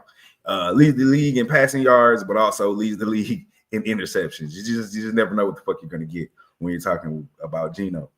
But I think with winning those last 2 division games, putting them right back in the thick of things in the playoffs, McDonald's defense has played better, especially in the last 2 games here. So I think you got one team that has everything in front of them. I think they're in first place in their division, if I'm not mistaken, with the 2 wins over the last 2 weeks, versus a team that literally has nothing to play for. And a quarterback that we know is probably not, in all hindsight, not going to be there next year. Just fired the coach. The head coach now is not going to get the job next year. Just fired the GM. The owner wants to be an ambassador to the U.S. for whatever country he's going to be an ambassador for. Like, there's just so much shit not even related to football that the Jets don't even have going that there's no way I could put my money on the Jets at this moment. It has to be Seahawks or nothing. They're still fighting for everything that's in front of them. They're coming off 2 big divisional wins. I guess the only thing you should be worried about is maybe a letdown spot, but I don't think they can afford a letdown spot with everybody jumbled up in the division in this manner. Yes, we're dependent on Geno, but he has the weapons. He does turn the ball over, and I get it. That sucks. But the Jets lost to New England. What are we talking about? They're just not a good football team. They're 1-4 over their last 5 games. Why do we think they're going to get a win? What are they playing for? So I'm all over Seattle here. I call it a pick 'em. I see it's -1 right now. We can get plus 111 on the money line if you'd like. Oh yeah. Give me that. Okay. This line is just continually moving towards the Jets. And I'm not worried about the weather. I know Goat brought it up earlier. Like he said, it's going to be cold, but I'm not worried about the cold. The normal thing we need to worry about is the wind. That's what affects the passing the most. I think we're only getting like 10 miles per hour, so we should be able to throw the ball. So other than that, and Breece, if the Jets are going to try to run it, Breece Hall's a little banged up. He was questionable earlier in the week, so we know everybody's banged up. It's the NFL. I just don't know. The Jets got a bunch of old vets that, like, what are they playing for? You are locked in Seahawks plus 111 money line, under 47 -108 in Chargers Falcons. Steelers +3 at -105. Steelers team total over 20.5 -120. That is a key number of 21 that you got underneath, and it's not too expensive. Texans -3, first half -1.5. As you see, when you cash like Marley does in NFL, you are not at all concerned about going up against these giant market moves. He's going up against this move towards the Jaguars. He's going up against this move towards the Jets, and 30-16 on our show. And that week 10, 2-4 down 2.17 units is the worst performance he'd had in 2 Oh, years shit, on our man. show. That's the first time on our show in over 20 weeks that he was down more than a unit. That's what the consistency that Marley brings to the table week in and week out. Star of the Brothers and Bets YouTube channel, star alongside our guy LJ from H on the Raw Words podcast. I'm going to pop your X handle in the chat. Please support our guy Marley. And Marley, let everybody know where they can find you, my man. Yeah, man, like the homie Jimmy just said, man, you can find me at Marley Bets right there, _ on all social media platforms. Also, Brothers and Bets. Me and LJ took a week off. I think LJ has something to do, but obviously football season's over with. So I got a lot more openings coming up, man. We're going to get the college basketball started. We're going to keep doing NFL, and find me right here every Sunday.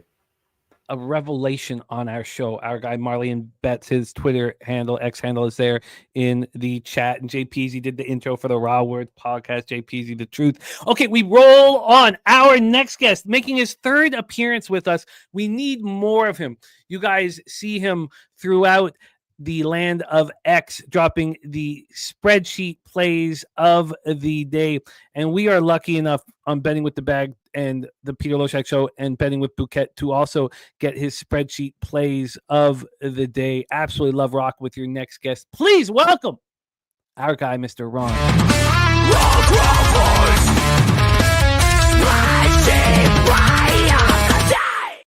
Let's go. Ron, my man, you are looking good. It is great rock and roll, baby. You.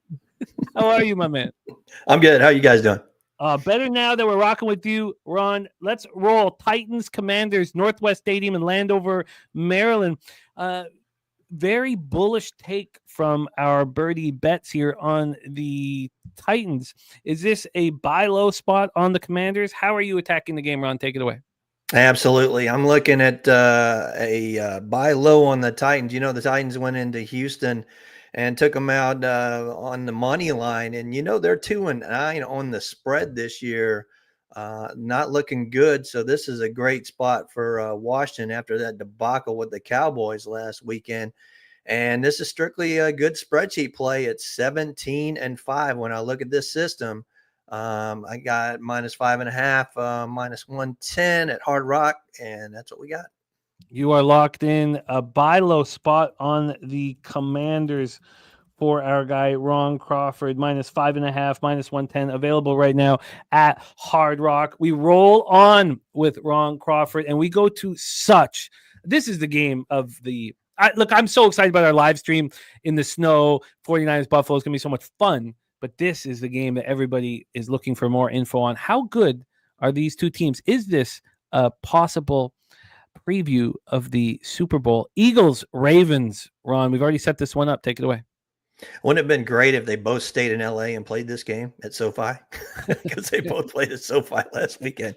I like the Eagles here. And I know everybody's going to say, hey, Lamar Jackson's 21 or 23-1, you know, against NFC teams. But guess what?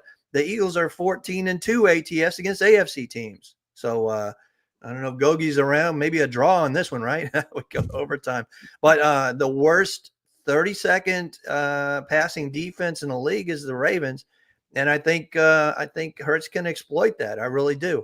We know what we're going to get from Saquon. We know what we're going to get from Derrick Henry. It's going to be running the ball. Definitely like the under in this one too if you want to do that. But I want the best defense in the league and money in my pocket and those points. Give me +3 with the Eagles. +3 available right now at -108. You are locked and loaded, my friend. Then we get to our Monday nighter. This is the Lone Capper talking about Monday, which gives us a lot of fodder for our Monday night live stream. 8:15 p.m. Eastern. Cleveland Browns 3-8, 1-4 on the road. Broncos 7-5, 3-2 at home. Empire Field at Mile High, Cleveland. Mile High, Colorado. We have 42 Fahrenheit clear, 1 mile per hour wind. So real nice weather there in Denver. Let's take a look at the line history here for this Monday nighter. We are sitting right now at a 6. There's been a lot of times where this was at 5.5, but this opened up 6 and it's come back to 6. So we're sitting at 6 at -107, 1 cent move towards Denver. You know, I mean, if this market is really telling, then Tampa Bay is going to destroy Carolina today because that's back at 6.5. But I'm interested in Denver here. I'm interested, but I wanted to hear what Ron had to say. This total's gone from 41.5 up a half point, to 42. And when we get to the cash flow for the Monday Nighter, we have 29% of the tickets, 15% of the cash on the Browns. So, if you like the Broncos, 71 and 85 do, you're pretty thankful that it's gone at least back to 6. 82% tickets, 89% cash on the over. Ron Crawford, my man, take it away. Yeah, I think Peyton's really turned around Nix. He's making him into a quarterback, as you saw last week. And with Bo Nix throwing the ball like he is, I tell you, the Broncos are really on a roll here. And once again, this fits that spreadsheet play of a home favorite. And we won with Green Bay on Thanksgiving. We're going to win with Washington today, and we're going to win tomorrow night with the Denver Broncos. Denver is probably one of the best teams in the league against the spread as well, and Cleveland's not too good. I know they've had a lot of rest coming into this one, but, man, Denver's on a roll, and I can't go against them right now. I'm not going to stand in front of them. Give me the Denver Broncos minus 5.5 at Hard Rock, minus 115. Beautiful. You got it. Broncos here. Broncos minus 5.5 at minus 115. I popped Ron's X handle here in the chat. Ron, we can find your action at Tony's Picks. Is that right? We can get it at Tony's Picks. How does that work? Can you let us know where we can find Ron Crawford? Yeah, definitely. Yeah, definitely. I do videos over at Tony's Picks, so you can check those out. We do an NFL rundown and a college rundown each week, so check those out. Also, spreadsheet plays of the day. You're going to see those at X every day, so get that Twitter channel there. And today is the Dallas Stars in the NHL and the Utah Jazz in the NBA. So good luck, everybody. I love it. There he is, our guy, Ron Crawford. Huge addition to the program, having him rocking with us this year. This is just his third appearance this season. So 3-3 plus 0.03 units. Let's bring on our next guest. Now, another late season addition to our show. I took a little bit of time away from the on-screen action, but he's back in business with us, and he would have had a winning week last week, but he added a money. We've had a bunch of cappers who take the spread on the dog and the money line, and it hasn't quite been working out. So many times they've covered but not cashed the money line. Now I know when it does, you get the big score, but that's the only reason why he's not coming in off of a winning week. Star of the Picks from Dave YouTube channel, star of the old show Nerd Talk on Friday nights. A lot of people asking for it back. Please welcome our friend Mr. Dave Rogers to the program. Dave, how are you? I'm great. How you doing? I'm doing good, man. I'm pumped up about this week. We are 23 minutes away from kickoff. We have you and Spenny Pennybomb still to come. I'm excited. So let's get right to work. Cardinals, Minnesota Vikings at US Bank Stadium in Minneapolis, Minnesota. And Dave, you are about to instill fear in my action and Birdie's action. Take it away, Dave. Floor is yours. Yeah, I caught most of the show, so I kind of know where everyone's at. Minnesota, their pass, they're weak against the pass. But like I always say, in a fight against a man without arms, you don't have to defend a punch. A lot of times people they look at how bad a team is at something, but if the other team is just as bad at defending that, then it really kind of cancels it out. So the matchup I'm really looking at here is on the ground. Arizona relies on the rush. They're 5th in the league against the rush. So what they do well, Minnesota does the best. Minnesota's the best rushing team, or rush defense, I should say, in the league. And that's where I think the main check mark for me is. But there's one other thing that I didn't hear Babano talk about, I didn't hear you talk about, or Birdie or anyone else, is that like the Niners, the Cardinals don't play well in Minnesota in recent history. And I know every year is different, but it's a thing. They haven't won a game in 10 games. They've lost in a row in Minnesota. They haven't covered in 5 meetings. That sounds just like the Niners. And a lot of people took the Niners, and look what happened. It's a weird, mysterious thing, along with the rushing angle there. I'm on Minnesota. Now, the line's weird at 3.5. I can't tell because I don't look at the market like you do, but is the number just backed up against a key number, or are they inviting Cardinals money? They're not inviting Vikings money, that's for sure. I think this opened up at 3.5. Now you can get the Vikings with no vig at plus 100. So to me, I think that they are, inviting the money. Now, maybe they don't want the -3. That's at minus 126. I got you. They're playing with the money line instead of the spread. The hook doesn't scare me. I'm on 3.5. I think it's a bad matchup for the Cardinals. I definitely think there were very cogent points given for Arizona, but I'm also a Kyler Murray, not hater. I just don't think I don't like short quarterbacks. So -3.5 at +100 for the Vikings. Starchild has your back there in that spot. Let's roll on to the next spot on the board. Seahawks, Jets, MetLife Stadium, East Rutherford, New Jersey. The market's been flying towards the Jets. We just heard Marley say, that does not concern me. I'm an X's and O's capper, and this is how this game's going to break down. And now we hear Dave Rogers talking about the same game. Take it away, Dave. Yeah, I'll get to that too. But really, Marley hit on something that I'll expand on. I mean, the Seahawks are 6-5. They have legitimate playoff aspirations, and the Jets are wondering why they didn't listen to me. That Aaron Rodgers wasn't the guy.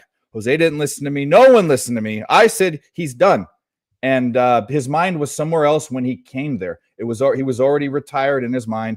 And the coach is gone. We know the team's in shambles. Why anyone's putting their money on the Jets, I don't know. The Seahawks have covered last 3 of 5. That's not great. But in comparison to the Jets have only covered 3 games against the spread all year. And essentially this game was a pick'em.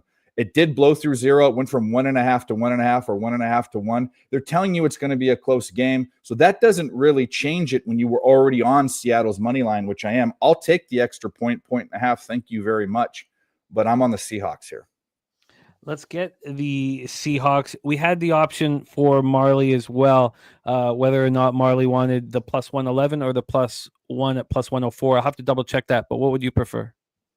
I don't. What's the juice on the 1.5? No, the +1 is +104. The Seahawks are now +111 on the money line. Let's say I'm taking the point. Why not take the point? Okay, +1 at +104 here for Dave Rogers. Shout out to our guy Brian Pacone, member of Weeby Pub. He's been a member before a renewal of sorts, but we love you, Brian. Thank you, my friend. Final spot on the board. We have a player prop for our big Buccaneers Panthers game at 405, and I mean big. This is the most. I think it at least ties the most money I've had on a game this year. Take it away for us, Buccaneers Panthers, Dave. Yeah, I saw that. I don't have thoughts on the spread here. I think everything's kind of accurate and the total. Carolina is the worst team against the rush. So this is simple for me. Which running back to pick, Bucky Irving or Rachaad White? I like Rachaad White's number better. It actually went down. It was 37.5, went down to 35.5, I think now at BO. You know what that is. So I think regardless of the game script, whether they need and Bucky Irving's kind of taken, they'll get 12 to 13 carries a game each. Bucky will get a little bit more, and it seems like his average yards are more, but his prop is almost double what Rachaad White's is. And I think no matter what the game script is, both of these guys are going to get some action. So he needs 40 yards. I'm taking that all day long, or about less than 40 yards, but Rachaad White over. I got 37.5. Go get a better number because it went down. 35.5 available right now, -108 for Rachaad White. Rush yards over. We have Seattle +1 at +104. Minnesota -3.5 at +100 for our guy Dave Rogers. Dave, a lot of people asking where they can find your content right now. Have you put anything together, or are you just gonna be rocking with us on these live streams and NFL Pub Up? Because they want more Dave Rogers. Well, yeah. Well, there you go. I'm still there on Twitter. I'm not going anywhere. If you want to know something, if you want to talk to me, DM me. It's Picks from Dave. That's my Twitter handle, and I'm still calling it Twitter until someone forces me to call it X. My YouTube channel is dormant right now. We're just taking a break through the end of the year. I don't know what we're gonna do, but I will be doing live streams here with Jimmy and PubHub and whatever. When time permits. So that's where you can find me. But if you really want to talk to me, DM me on Twitter. There is our guy, Mr. Dave Rogers in the house. I want to pop his X handle here in the chat so that you guys can support and see what our guy Dave is up to.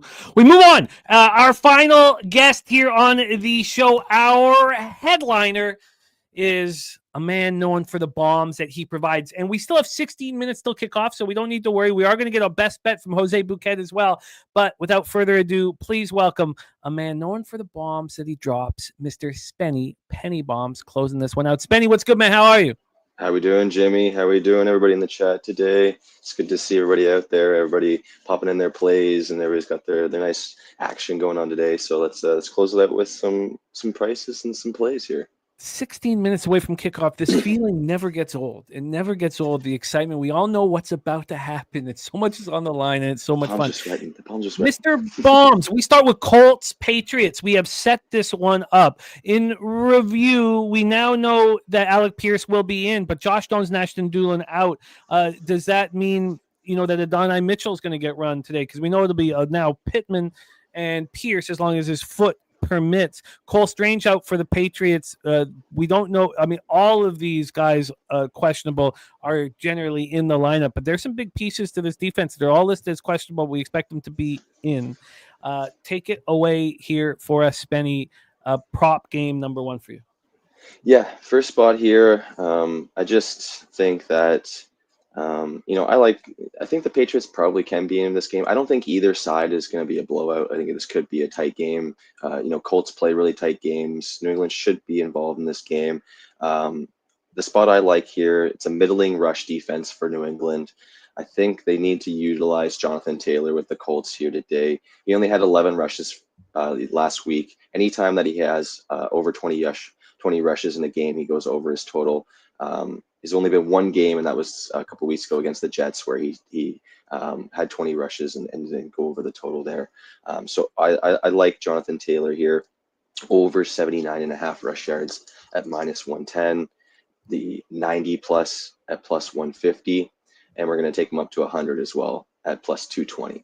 I just think, again, like I said, anytime that he touches the ball at least 20 times, he's gone over this total and came close to at least 100 yards. This is a game where I think they should be running the ball, utilizing Taylor. I think that he has a good game here today and gets over the total for sure. You are locked in. Jonathan Taylor over 79.5 rush yards, 90 plus at +150, 100 plus at +220. Sancho, I'll pop my remaining action here in the chat while we listen to the next spot for our guy, Spenny Penny Bombs. And that comes in Titans Commanders in Landover, Maryland. Take it away, my man. Sorry, which game? The Titans Commanders. There he is. Okay, cool. Yeah. Titans Commanders. There we go. Yeah, Titans Commanders here. The spot that I like in this one, it's just the main one that I like, but Ridley has been absolutely dominant here with the Titans. Lattimore is still not in for the Commanders here. There's still a middling, near the back end in the secondary here. So I think that Titans are going to be throwing the ball quite a bit here against today. Washington rush defense can be, kind of in the middle of the pack as well. So they probably utilize Pollard here. But Ridley's been killing it. He's gone over this total in 4 of the last 5 games. At least 60 plus receiving yards, and in all of those 4 games that he went over that 60 receiving yard total, closer to 70 or 80. So I'm taking Ridley over 61.5 receiving yards at -110, taking the 70 plus at +125, and also this year the Commanders defense has given up 13 TDs to wide receivers, so I'm taking Ridley's touchdown as well at +240. Ridley anytime touchdown at +240 to go along with the 70 plus at +125 and the over 61.5 at -110. We also heard Birdie pretty bullish on Calvin Ridley's opportunities here against this Commanders secondary. Rolling to the next spot on the board for Spenny. We got 2 more spots, and the best bet from Jose Bouquet.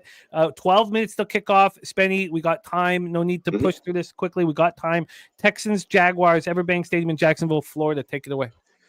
Yeah, Texans, Jaguars.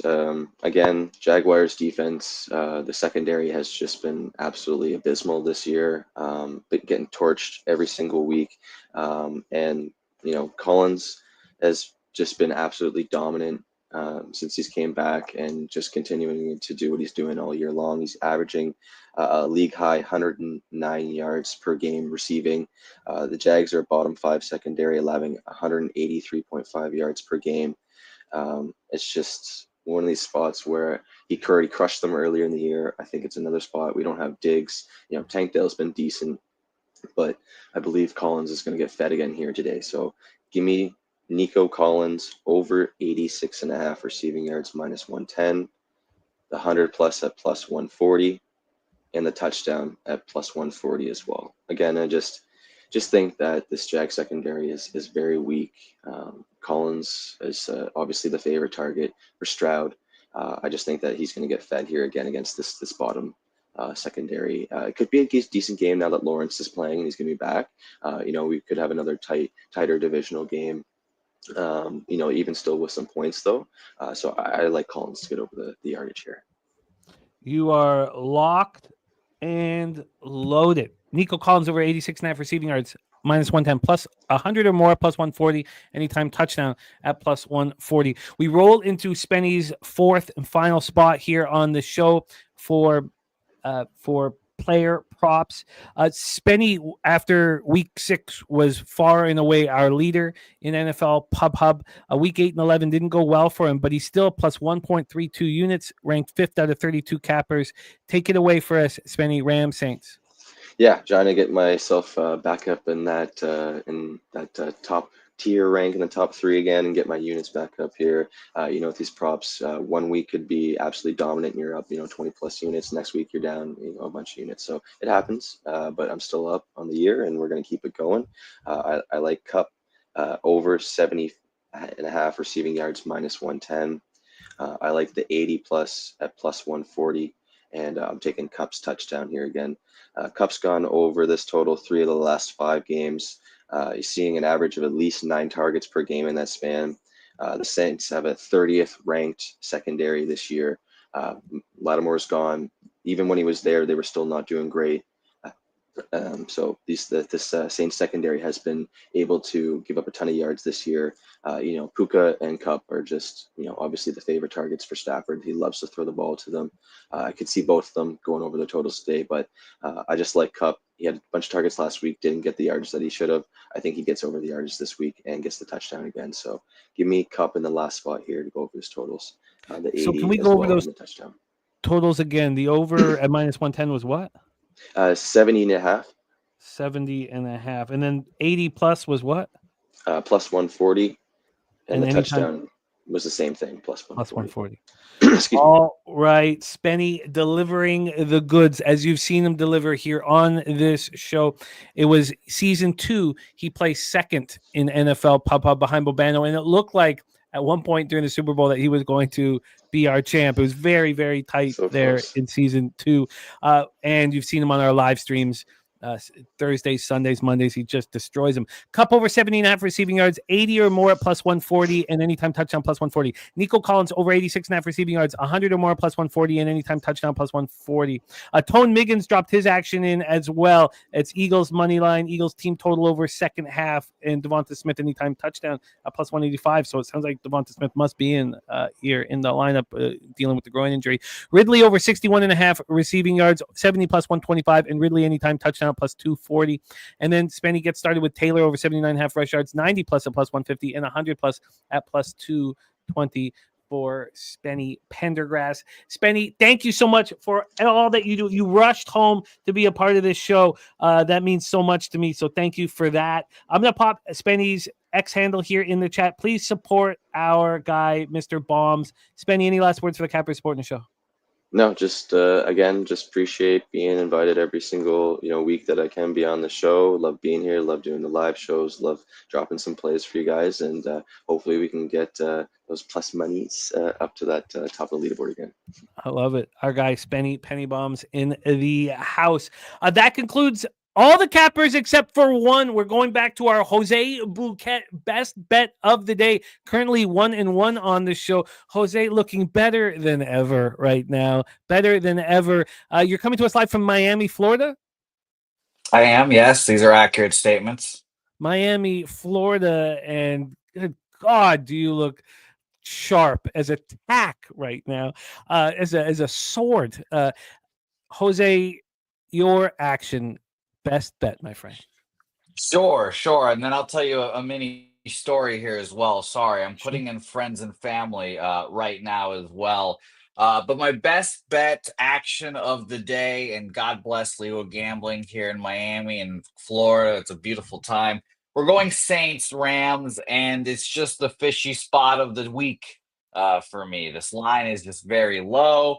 2.5. I couldn't believe it here. I thought we'd get a full 3, but I just think the Rams are, maybe a little overrated, I guess now. I thought they'd be better, but the defenses look, bad. So I'll take the Saints here plus 2.5 as my play today. Saints plus 2.5, a move that we have not heard of here. Jared TG, shout out to your grandmother. Shout out to all grandmothers out there. Jared TG, my man. Let's get the best line for you on the Saints plus the points. It is officially spot, and we now have the opportunity for the 3. And I don't know if you want it, but the plus 3 minus 121 now, Jose. No, I'll take the 2.5. I think plus 2.5 at plus 102 for Jose Bouquet. Jose, we have 5 minutes till kickoff. I would like to review all action, but why don't you tell us about the no, you should review action. Review action. It's okay. Okay, we will Go review ahead, action. More action here, of course, from our Penny Bombs. Pendergrass here in the house. All right, let's review all action here on the show. You can see my action up there. I have started the week 1 and 2. My ROI is dipped under that 10% that I was extremely proud of. I would like to get back there. First off, stacks play today. Number 1, Cardinals plus 3.5. Number 2, the Falcons, Atlanta Falcons for our guy Justin McKelvey. Stacks.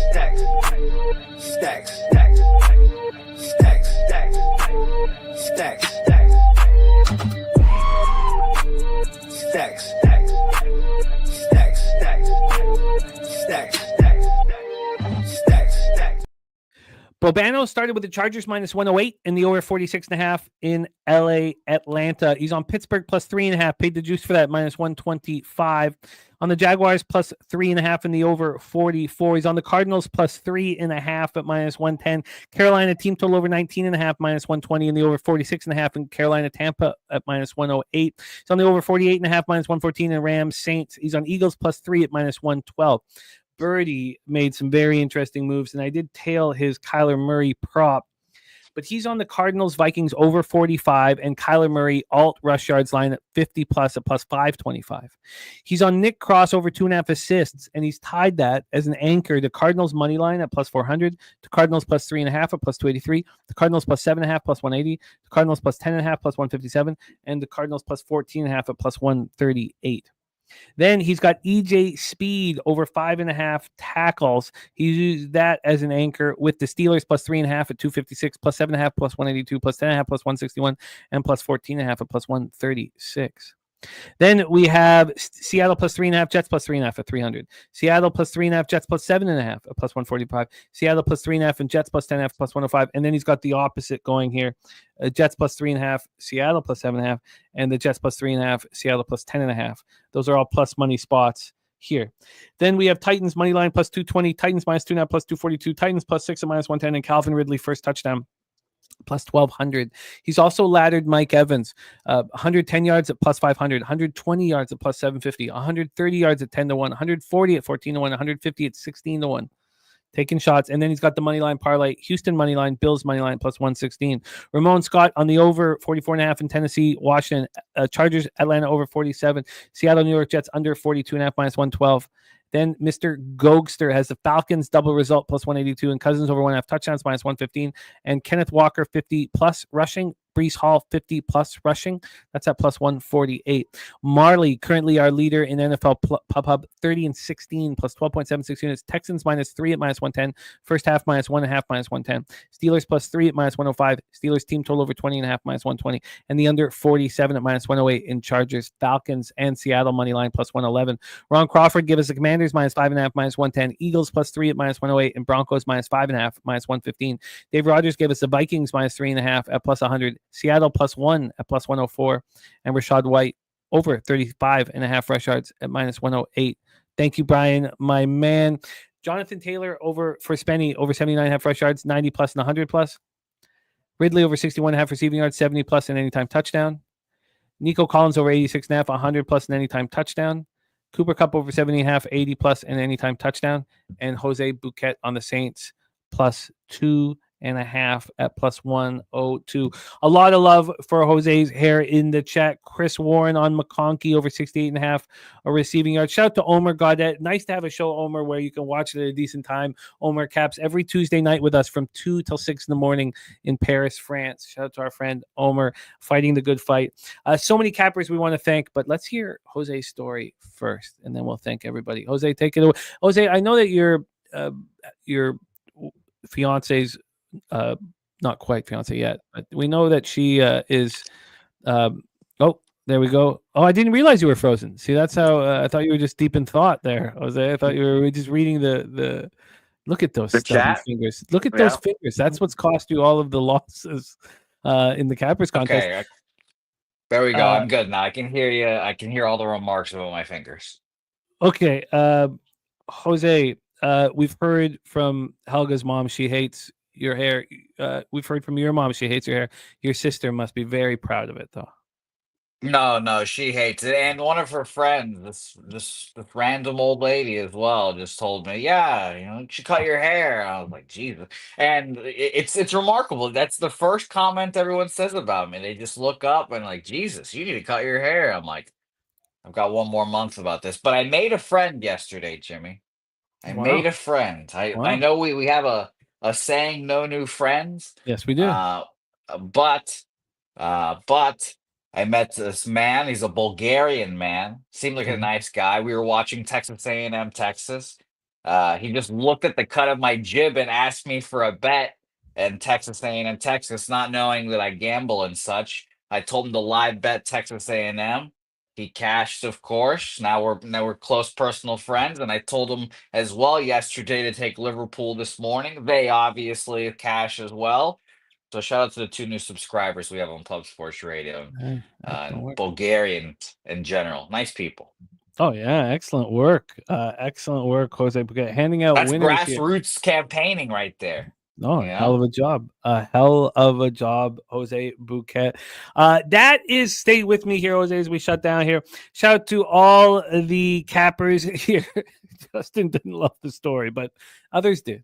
Right? You're going to have some people who...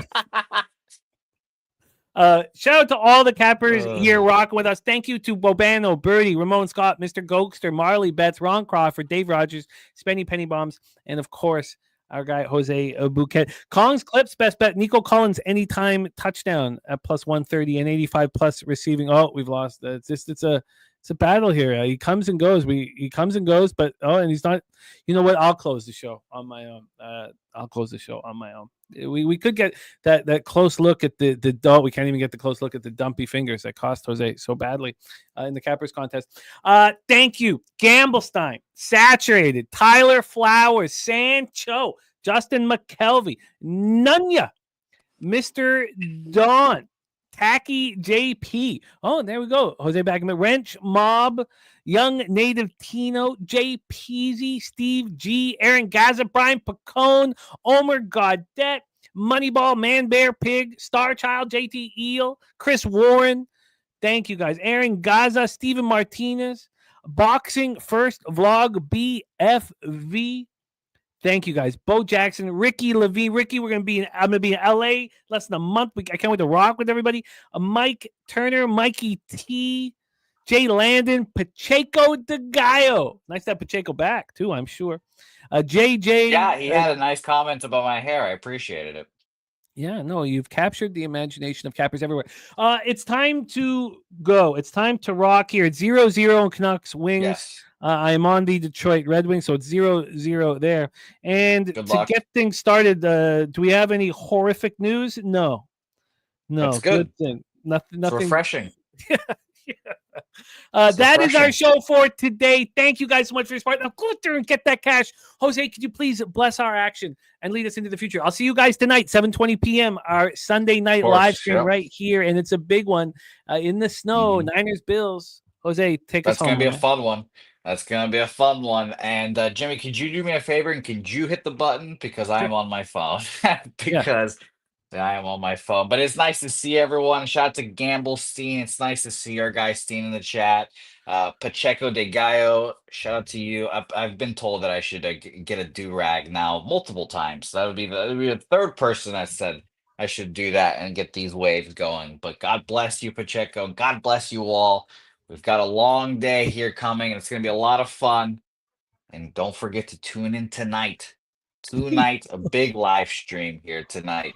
And D-Mills, you're right. Maybe you're right here. Actually, I don't know where I am. I have no idea. But I'm in Miami. Shout out to you, D-Mills.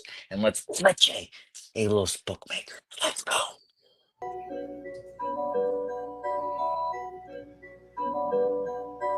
Pub Sports Radio's the crew, that's a fact. We all about bread, making bank accounts fat. Who the hell is that? LJ from the H, I stack green like Boston. Shout out to Nasty Nate from down south, where we ride on slab. 420 highway smoking with that boy Dabby Cab. Swing by Dallas with them Cowboy fans so we can smoke out J Money, cause you know that's our mans. Us against the bookies, put money in our pockets. Fly out to Vegas, meet up with Ski Profit. Hit the sports books, we got money to stack. Can't forget them college picks with that boy Conor Mack.